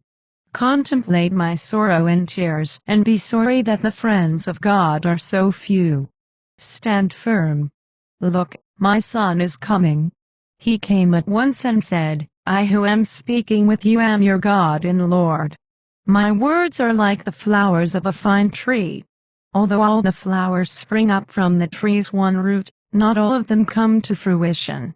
My words are like flowers that spring up from the root of divine charity. Many people take them, but they do not bear fruit in all of them nor reach maturity in them all. Some people take them and keep them for a time but later reject them, for they are ungrateful to my spirit. Some take and keep them, for they are full of love, and the fruit of devotion and holy conduct is produced in them. You, therefore, my bride, who are mine by divine right, must have 3 houses. In the first, there should be the necessary nourishment to enter the body. In the second, the clothes that clothe the body on the outside. In the third, the tools necessary for use in the house. In the first there should be 3 things: first, bread, then drink, and third, meats. In the second house there should be 3 things: first, linen clothing, then woolen, then the kind made by silkworms. In the third house there should also be 3 things: first, tools and vessels to be filled with liquids; second, living instruments, such as horses and asses and the like, by which bodies can be conveyed; and, third, instruments that are moved by living beings. Christ's advice to the bride about the provisions in the 3 houses, and about how bread stands for a good will, drink for holy forethought, and meats for divine wisdom, and about how there is no divine wisdom in erudition, but only in the heart and in a good life. Chapter 25. I who am speaking with you am the Creator of all things, created by none. There was nothing before me and there can be nothing after me, since I always was and always am. I am the Lord whose power none can withstand, and from whom all power and sovereignty come. I speak to you as the man speaks to his wife. My wife, we should have 3 houses. In one of them there should be bread and drink and meats. But you might ask, what does this bread mean? Do I mean the bread that is on the altar? This is indeed bread, prior to the words "this is my body," but, once the words have been spoken, It is not bread but the body that I took from the Virgin and that was truly crucified on the cross. But here I do not mean that bread. The bread that we should store in our house is a good and sincere will. Physical bread, if it is pure and clean, has two good effects. First, it fortifies and gives strength to all the veins and arteries and muscles. Second, it absorbs any inner impurity, bringing it along for removal as it goes out, and so the person is cleansed. In this way a pure will gives strength. If a person wishes for nothing but the things of God, works for nothing but the glory of God, desires with every desire to leave the world and to be with God, this intention strengthens him in goodness, increases his love for God, makes the world loathsome to him, fortifies his patience and reinforces his hope of inheriting glory to the extent that he cheerfully embraces everything that happens to him. In the second place, a good will removes every impurity. What is the impurity harmful to the soul if not pride, greed, and lust? However, when the impurity of pride or of some other vice enters the mind, it will leave, provided the person reasons in the following way. Pride is meaningless, since it is not the recipient who should be praised for goods given him, but the giver.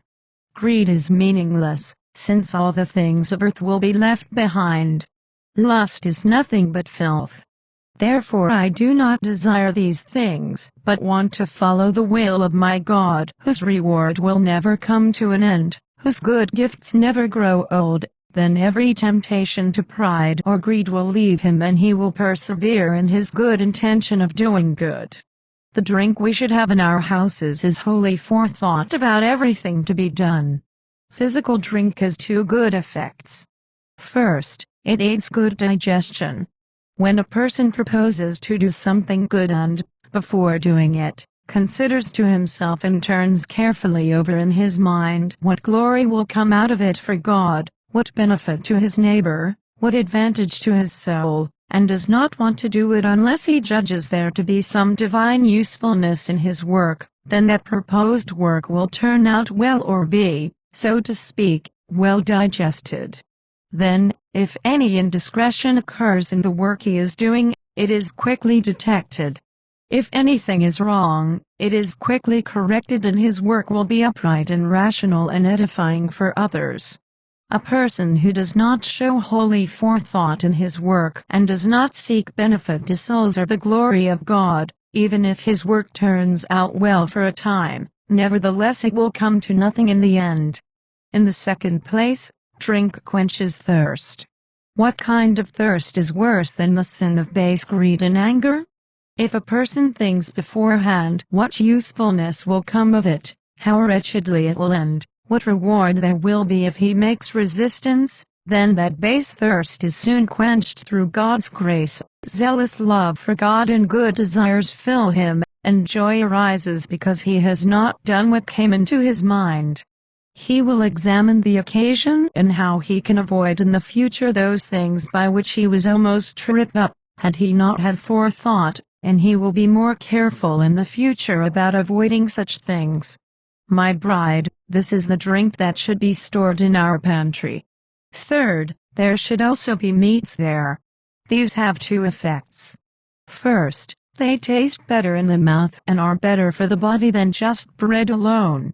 Second, they make for tenderer skin and better blood than if there were only bread and drink. Spiritual meat has a like effect. What do these meats symbolize? Divine wisdom, of course. Wisdom tastes very good to a person who has a good will and wants nothing but what God wants, showing holy forethought, doing nothing until he knows it to be for God's glory.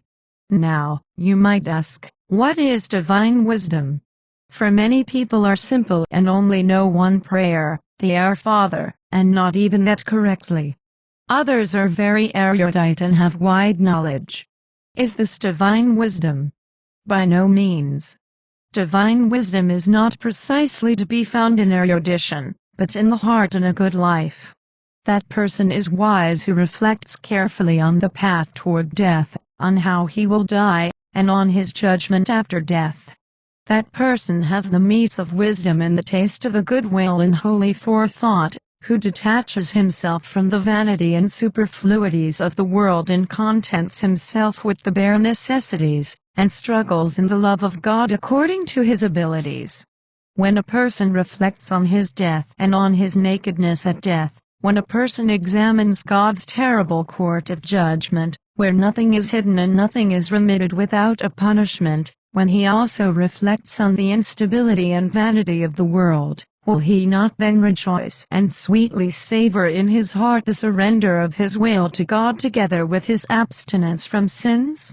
Is not his body strengthened and his blood improved? That is not every weakness of his soul, such as sloth and moral dissolution, driven away in the blood of divine love rejuvenated? This is because he reasons rightly that an eternal good is to be loved rather than a perishable one. Therefore divine wisdom is not precisely to be found in erudition but in good works, since many are wise in a worldly way and after their own desires, but are altogether foolish with regard to God's will and commandments and the disciplining of their body. Such people are not wise but foolish and blind, for they understand perishable things that are useful for the moment, but they despise and forget the things of eternity. Others are foolish with regard to worldly delights and reputation, but wise in considering the things that are of God, and they are fervent in his service. Such people are truly wise, for they savor the precepts and will of God. They have truly been enlightened and keep their eyes open in that they are always considering in what way they may reach true life and light. Others, however, walk in darkness, and it seems to them more delightful to be in darkness than to inquire about the way by which they might come to the light. Therefore, my bride, let us store up these three things in our houses, namely a good will, holy forethought, and divine wisdom. These are the things that give us reason to rejoice.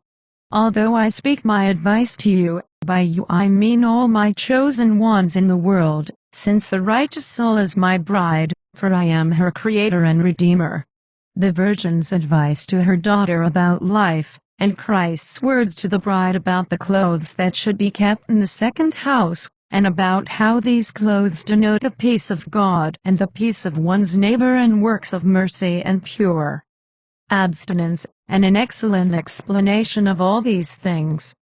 Chapter 26 Mary spoke, "Place the brooch of my son's passion firmly on yourself, just as St. Lawrence placed it firmly on himself." Each day he used to reflect in his mind as follows: "My God is my Lord, I am his servant." The Lord Jesus Christ was stripped and mocked. How can it be right for me, his servant, to be clothed in finery? He was scourged and fastened to the wood. It is not right, then, that I, who am his servant, if I really am his servant, should have no pain or tribulation.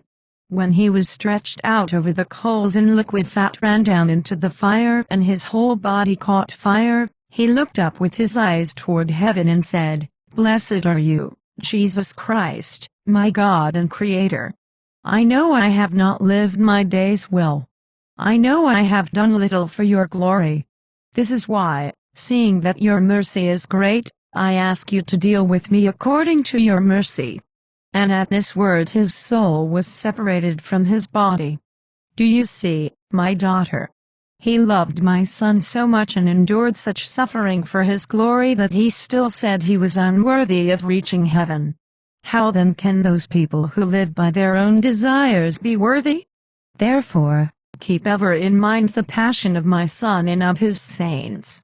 They did not endure such sufferings for no reason, but in order to give others an example of how to live and to show what a strict payment will be demanded for sins by my son who does not want there to be the least sin without correction. Then the son came and spoke to the bride, saying, "I told you earlier what should be stored in our houses. Among other things, there should be clothing of three kinds. First, clothing made of linen, which is produced in and grows from the earth.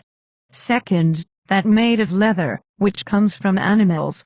Third, that made of silk, which comes from silkworms. Linen clothing has two good effects. First, it is soft and gentle against the naked body.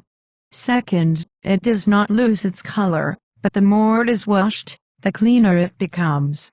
The second kind of clothing, that is, leather, has two effects. First, it covers a person's shame. Second, it provides warmth against the cold. The third kind of clothing, that is, silken, also has two effects. First, it can be seen to be very beautiful and fine. Second, it is very expensive to buy. The linen clothes that are good for the naked parts of the body symbolize peace and concord. A devout soul should wear this with respect to God, so that she can be at peace with God both by not wanting anything other than what God wants or in a different way than He wants, and by not exacerbating Him through sins, since there is no peace between God and the soul unless she stops sinning and controls her concupiscence. She should also be at peace with her neighbor, that is, by not causing him problems, by helping him if he has problems, and by being patient if he sins against her. What is a more unfortunate strain on the soul than always to be longing to sin and never to have enough of it, always to be desiring and never at rest? What stings the soul more sharply than to be angry with her neighbor and to envy his goods? This is why the soul should be at peace with God and with her neighbor, since nothing can be more restful than resting from sin and not being anxious about the world, nothing gentler than rejoicing in the good of one's neighbor and wishing for him what one wishes for oneself. This linen clothing should be worn over the naked parts of the body, because, more properly and importantly than the other virtues, peace should be lodged closer to the heart, which is where God wants to take His rest. This is the virtue that God instills and keeps instilled in the heart. Like linen, this peace is born in and grows from the earth, since true peace and patience spring up from the consideration of one's own weakness. A man who is of the earth ought to consider his own weakness, namely that he is quick to anger if offended, quick to feel pain if hurt. And if he reflects in this way he will not do unto another what he himself cannot bear, reflecting to himself that, just as I am weak, so too is my neighbor.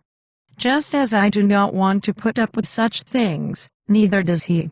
Next, peace does not lose its color, that is, its stability, but stays increasingly constant, since, considering his neighbor's weakness and himself, he becomes more willing to put up with injuries. If a man's peace gets soiled by impatience in any way, it grows ever cleaner and brighter before God the more frequently and quickly it is washed through penance. He also becomes so much the happier and more prudent in toleration, the more often he gets irritated and then gets washed again, since he rejoices in the hope of the reward that he hopes will come to him on account of his inner peace, and he is all the more careful about not letting himself fall due to impatience. The second kind of clothing, namely leather, denotes works of mercy. These leather clothes are made from the skins of dead animals. What do these animals symbolize if not my saints, who were as simple as animals? The soul should be covered with their skins, that is, she should imitate and carry out their works of mercy. These have two effects. First, they cover the shame of the sinful soul and cleanse her so as not to appear stained in my sight. Second, they defend the soul against the cold. What is the cold of the soul if not the soul's hardness with respect to my love? Works of mercy are effective against such coldness, wrapping the soul so that she does not perish from the cold. Through these works God visits the soul, and the soul comes ever closer to God. The third kind of clothing, that made of silk by silkworms, which seems very expensive to buy, denotes the pure habit of abstinence. This is beautiful in the sight of God and the angels and men. It is also expensive to buy, since it seems hard to people to restrain their tongue from idle and excessive talk. It seems hard to restrain the appetite of the flesh from superfluous excess and pleasure. It also seems hard to go against one's own will. But although it may be hard, it is in every way useful and beautiful. This is why, my bride, in whom I mean all the faithful, in our second house we should store up peace toward God and neighbor, works of mercy through compassion on and help for the wretched, and abstinence from concupiscence. Although the latter is more expensive than the rest, it is also so much more beautiful than the other clothes that no other virtue seems beautiful without it. This abstinence should be produced by silkworms, that is, by the consideration of one's excesses against God, by humility, and by my own example of abstinence, for I became like a worm for the sake of humankind. A person should examine in his spirit how and how often he has sinned against me and in what way he has made amends. Then he will discover by himself that no amount of toil and abstinence on his part can make amends for the number of times he has sinned against me. He should also ponder my sufferings and those of my saints as well as the reason why I endured such sufferings. Then he will truly understand that, if I demand such a strict repayment from my saints, who have obeyed me, how much more I will demand in vengeance from those who have not obeyed me. A good soul should therefore readily undertake to practice abstinence, recalling that her sins are evil and surround the soul like worms. Thus, from these low worms she will collect precious silk, that is, the pure habit of abstinence in all her limbs. God and all the host of heaven rejoice in this. Eternal joy will be awarded to the person storing this up who would otherwise have had eternal grief, had abstinence not come to his assistance.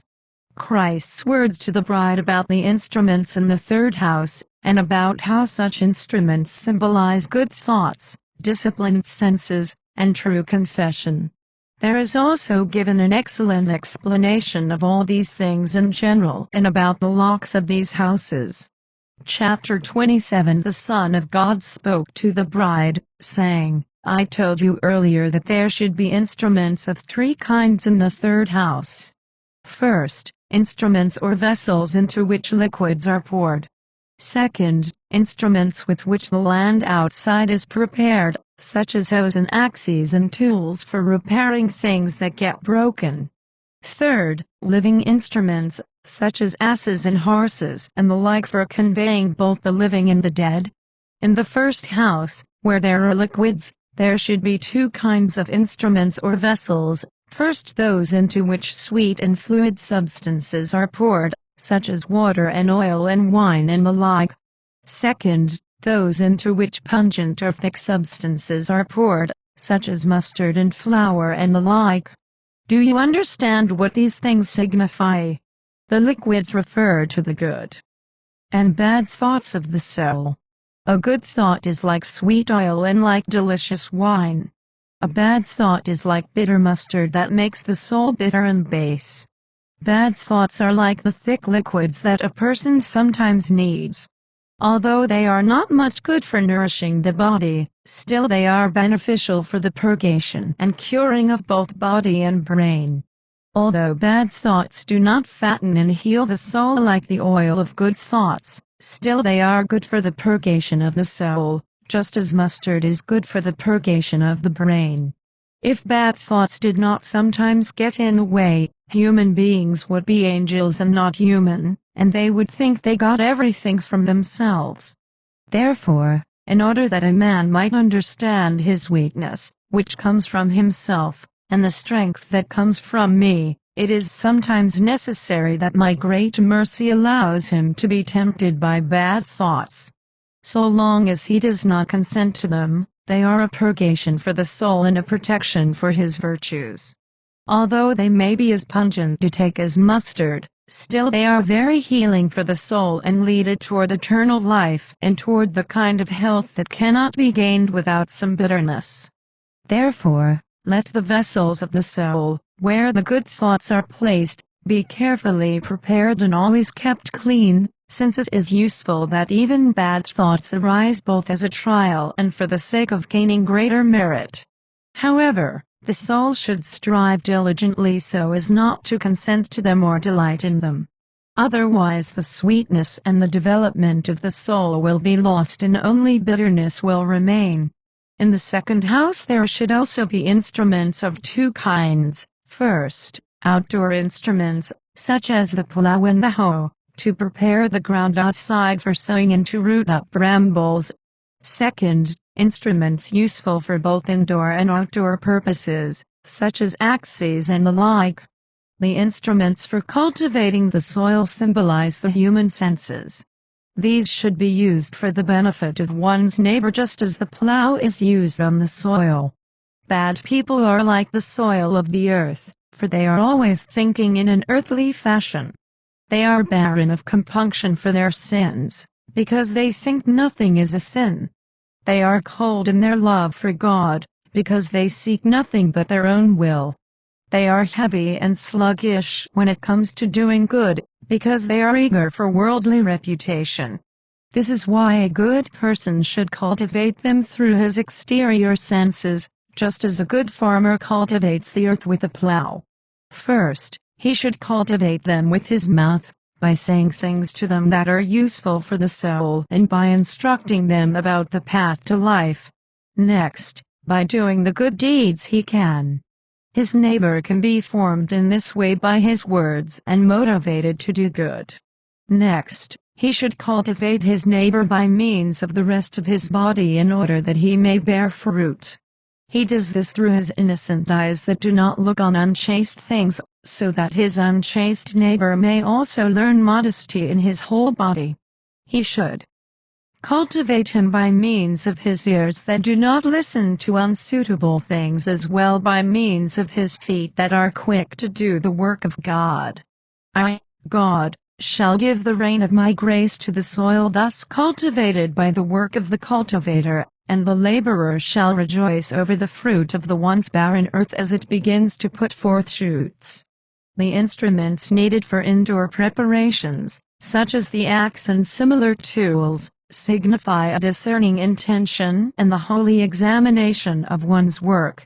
Whatever good a person does should not be done for the sake of reputation and human praise, but out of love for God and for the sake of an eternal reward.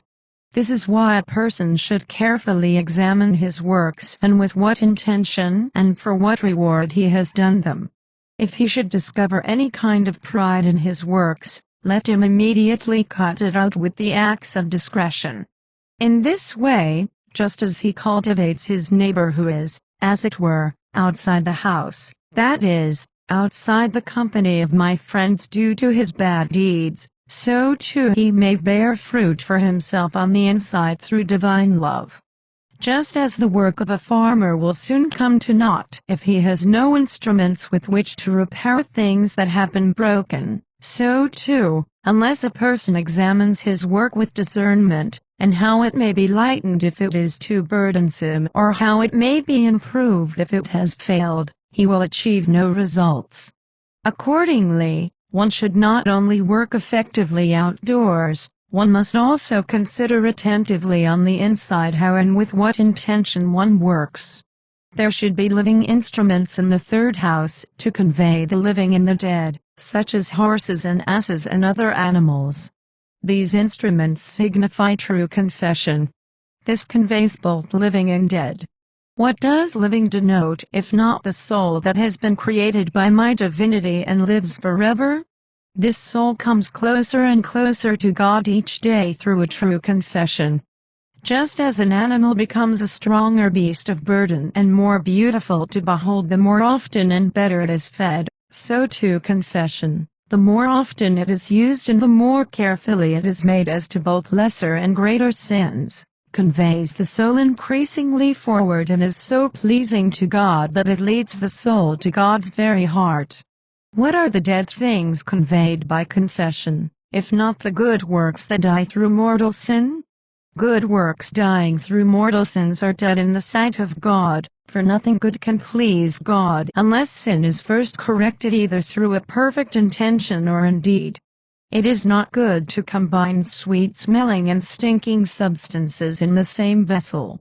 If anyone kills his good works through mortal sins and makes a true confession of his crimes with the intention to improve and to avoid sin in the future, his good works, which earlier were dead, come to life again through confession in the virtue of humility, and they gain a merit for eternal salvation. If he dies without making confession, although his good works cannot die or be destroyed but cannot merit eternal life due to mortal sin, still they can merit a lighter punishment for him or contribute to the salvation of others, provided he has done the good works with a holy intention and for the glory of God. However, if he has done the works for the sake of worldly glory and his own benefit, then his works will die when their doer dies, inasmuch as he has received his reward from the world on whose behalf he labored. Therefore, my bride, by whom I mean all my friends, we should store up in our houses those things that give rise to the spiritual delight God wants to have with a holy soul. In the first house, we should store, first, the bread of a sincere will that wants nothing but what God wants. Second, the drink of holy forethought by not doing anything unless it is thought to be for God's glory. Third, the meats of divine wisdom by always thinking on the life to come and on how the present should be ordered. In the second house, let us store up the peace of not sinning against God and the peace of not quarreling with our neighbor. Second, works of mercy through which we may be of practical benefit to our neighbor. Third, perfect abstinence by which we restrain those things that tend to disturb our peace. In the third house, we should store up wise and good thoughts in order to decorate our home on the inside. Second, temperate, well-disciplined senses to be a light for our neighbors on the outside. Third, true confession that helps us to revive, should we grow weak. Though we have the houses, the things stored in them cannot be kept safe without doors, and doors cannot swing without hinges or be locked without locks. This is why, in order that the stored goods be kept safe, the house needs the door of steadfast hope so as not to be broken down by adversity. This hope should have two hinges in order that a person may not despair of achieving glory or of escaping punishment, but always in every adversity have the hope of better things, being confident in the mercy of God. The lock should be divine charity that secures the door against the entrance of the enemy. What good is it to have a door without a lock, or hope without love? If someone hopes for eternal rewards and in the mercy of God, but does not love and fear God, he has a door without a lock through which his mortal enemy can enter whenever he likes and kill him. But true hope is when a person who hopes also does the good deeds he can. Without these good deeds he cannot attain heaven, that is, if he knew and was able to do them but did not want to. If anyone realizes that he has committed a transgression or has not done what he could, he should make the good resolution of doing what good he can. As to what he cannot do, let him hope firmly that he will be able to come to God thanks to his good intention and love for God. So, let the door of hope be secured with divine charity in such a way that, just as a lock has many catches inside to prevent the enemy from opening it, this charity for God should also entail the concern not to offend God, the loving fear of being separated from Him, the fiery zeal to see God loved, and the desire to see Him imitated. It should also entail sorrow, for a person is not able to do as much as he would like or knows he is obliged to do, and humility, which makes a person think nothing of all that he accomplishes in comparison to his sins. Let the lock be made strong by these catches, so that the devil cannot easily open the lock of charity and insert his own love. The key to open and close the lock should be the desire for God alone, along with divine charity and holy works, so that a person does not wish to have anything except God, even if he can get it, and all this because of his great charity. This desire encloses God in the soul and the soul in God, since their wills are one. The wife and husband alone should have this key, that is, God in the soul, so that, as often as God wants to come in and enjoy good things, namely the virtues of the soul, he may have free access with the key of stable desire. As often again as the soul wants to go into the heart of God, she may do so freely, since she desires nothing but God. This key is kept by the vigilance of the soul in the custody of her humility, by which she ascribes every good she has to God. And this key is kept also by the power and charity of God, lest the soul be overturned by the devil. Behold, my bride, what love God has for souls. Stand therefore firm and do my will. Christ's words to the bride about his unchanging nature and about how his words are accomplished, even if they are not immediately followed by deeds, and about how our will should be wholly entrusted to God's will. Chapter 28. The Son spoke to the bride, saying, "Why are you so upset because that man claimed my words were false? Am I worse off because of his disparagement, or would I be better off because of his praise? I am, of course, unchangeable and can become neither greater nor less, and I have no need of praise. A person who praises me does gain a benefit from his praise of me, not for me but for himself. I am truth, and falsehood never proceeds or can proceed from my lips, since everything I have said through the prophets or other friends of mine, whether in spirit or in body, is accomplished as I intended it at the time. My words were not false if I said one thing at one time, another at another time, first something more explicit, then something more obscure. The explanation is that, in order to prove the reliability of my faith as well as the zeal of my friends, I revealed much that could be understood in different ways, both well and badly, by good and bad people according to the different effects of my spirit, thus giving them the possibility of carrying out different good acts in their different circumstances. Just as I assumed a human nature into one person in my divine nature, so too I have also spoken at times through my human nature as being subject to my divine nature, but at other times through my divine nature as the creator of my human nature, as is clear from my gospel. And in this way, although ignorant people or detractors might see divergent meanings in them, still they are true words in agreement with truth. It was also not unreasonable for me to have handed down some things in an obscure manner, since it was right that my plan should in some way be hidden from the wicked, and at the same time that all good people should eagerly hope for my grace and obtain the reward for their hope. Otherwise, if it had been implied that my plan would come about at a specific point in time, then everyone would have given up both their hopes and their charity due to the great length of time. I also promised a number of things that, however, did not occur because of the ingratitude of the people then living. Had they left off their evil-doing, I would certainly have given them what I had promised.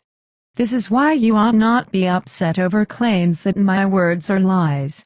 For what seems to be humanly impossible is possible for me.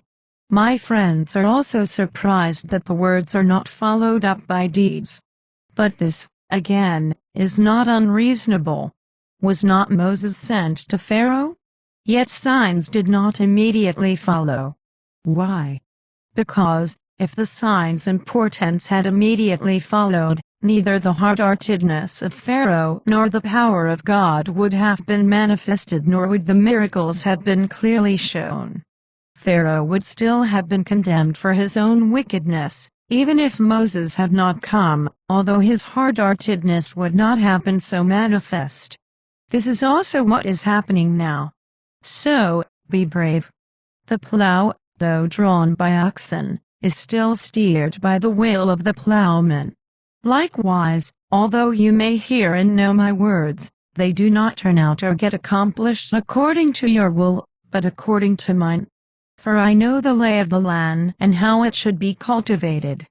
But you should entrust all your will to me and say, "May your will be done."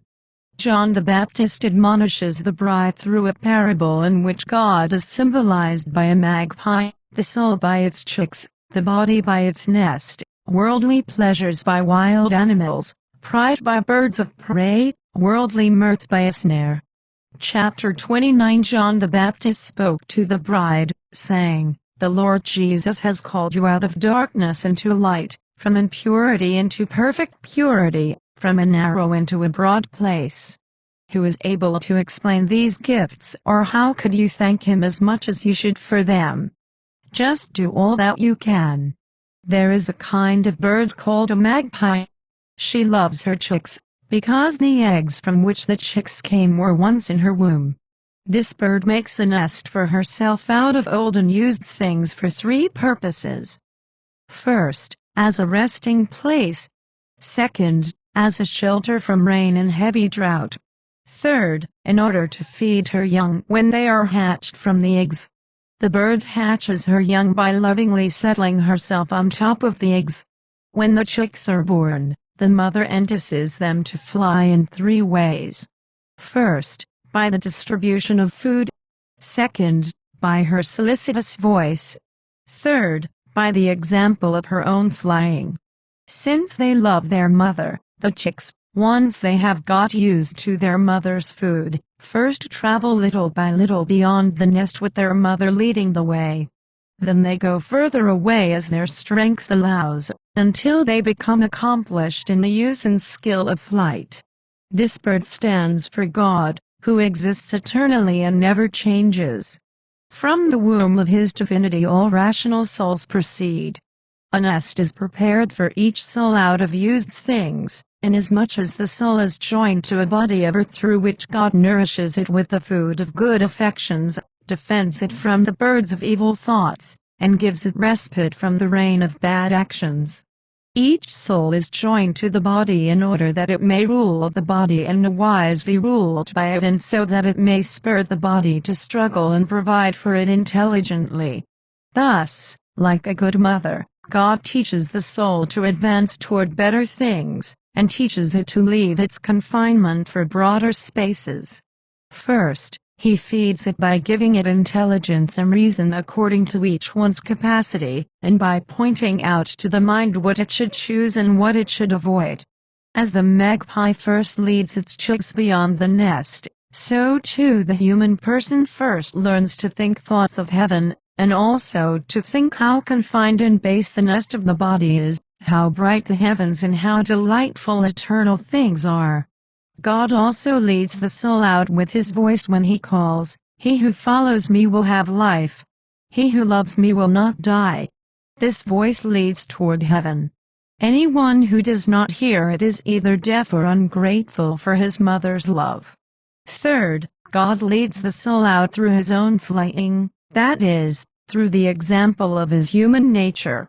This glorious human nature had, as it were, two wings.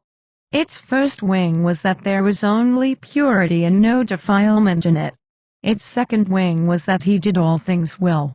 Upon these two wings God's human nature flew through the world. For this reason, the soul should follow them as far as it can, and if it cannot do so in deeds, let it at least try to do so in intention. When the young chick is flying, it has to beware of three dangers. The first is wild animals. It must not land next to them on the ground, because the chick is not as strong as they are. Second, it must beware of birds of prey, since the chick does not yet fly as swiftly as those birds do, which is why it is safer to stay in hiding. Third, it should take care not to be lured by a baited snare. The wild animals that I mentioned are worldly pleasures and appetites. The young chick should beware of them, for they seem good to know, fine to own, beautiful to behold. But when you think you have got hold of them, they quickly go away. When you think they give you pleasure, they bite you without mercy. In the second place, the chick should beware of birds of prey. These represent pride and ambition. These are the birds that always want to rise higher and to be ahead of the other birds and hate all those behind them.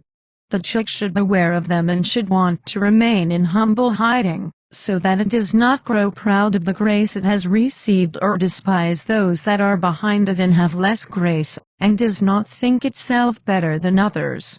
Third, the chick should beware of being lured by a baited snare. This represents worldly mirth. It may seem good to have laughter on one's lips and pleasant sensations in one's body, but there is a bar in these things.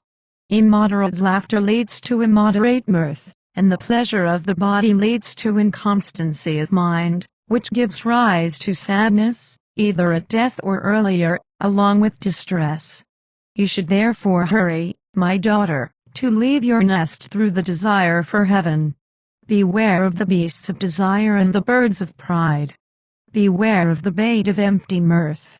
Then the mother spoke to the bride and said, Beware of the bird that is daubed with pitch, for anyone who touches it gets stained. This represents worldly ambition, unstable as the air, repulsive in its way of seeking favor and keeping bad company. Care nothing for honors, do not bother about favors, pay no attention to praise or reproach. From these things come inconstancy of soul and the lessening of love for God. Be steadfast. God, who has begun to bring you out of the nest, will keep nourishing you until death. After death, however, you will hunger no more. He will also protect you from sorrow and defend you in life, and after death you will have nothing to fear. The mother's entreaty to her son for his bride and for another holy person, and about how the mother's entreaty is received by Christ, and about certainty regarding the truth or falsity of a person's holiness in this life. Chapter 30. Mary spoke to her son saying, My son, grant your new bride the gift that your most worthy body may take root in her heart, so that she herself may be changed into you and be filled with your delight. Then she said, This holy man, when he was living in time, was as steadfast in the holy faith as a mountain unbroken by adversity, and distracted by pleasure. He was as flexible toward your will as the moving air, wherever the force of your spirit led him. He was as ardent in your love as fire, warming those grown cold and overtaking the wicked. Now his soul is with you in glory, but the vessel he used is buried and lies in a more humble place than is fitting. Therefore, my son, raise his body up to a higher station, do it honor, for it honored you in its own small way, raise it up, for it raised you up on high as much as it could by means of its toil. The son answered, Blessed are you, who overlook nothing in the affairs of your friends. You see, mother, it is no use for good food to be given to wolves. It is not right to bury in mud the sapphire that keeps all the members healthy and strengthens the weak. It is no use to light a candle for the blind. This man was indeed steadfast in faith and fervent in charity, just as he was ready to do my will with the greatest of continence. Therefore, he tastes to me like good food prepared through patience and tribulation, sweet and good in the goodness of his will and affections, even better in his manly struggles to improve, excellent and most sweet in his praiseworthy way of finishing his works. Therefore it is not right for such food to be lifted up before wolves, whose greed is never sated, whose lust for pleasure flees from the herbs of virtue and thirsts for rotten meat, whose shrewd speech is harmful to everyone. He resembled the sapphire of a ring through the brightness of his life and reputation, proving himself to be a bridegroom of his church, a friend of his Lord, a preserver of the holy faith and a scorner of the world. Therefore, dear mother, it is not right for such a lover of virtue and so pure a bridegroom to be touched by impure creatures, or for so humble a friend to be handled by lovers of the world. In the third place, by his fulfillment of my commandments and by the teaching of a good life, he was like a lamp on a lampstand. Through this teaching, he strengthened those who were standing, lest they fall. Through this teaching he raised up those who were falling down. Through it he also offered inspiration to those who would come after him to seek me. They are unworthy to see this light, blinded as they are by their own love. They are unable to perceive this light, for their eyes are sick with pride. People with scabby hands cannot touch this light. This light is hateful to the greedy and to those who love their own will. This is why, before he can be raised up to a higher station, justice requires those who are unclean to be purified and those who are blind to be enlightened. However, regarding that man whom the people of the earth are calling a saint, 3 things show that he was not holy. The first is that he did not imitate the life of the saints before he died. Second, that he was not joyfully ready to suffer martyrdom for God's sake. Third, that he did not have an ardent and discerning charity like the saints. 3 things make someone appear holy to the crowd. The first is the lie of a deceiving and ingratiating man. The second is the easy credulity of the foolish. The third is the cupidity and lukewarmness of prelates and examiners. Whether he is in hell or in purgatory is not given you to know until the time comes for telling it.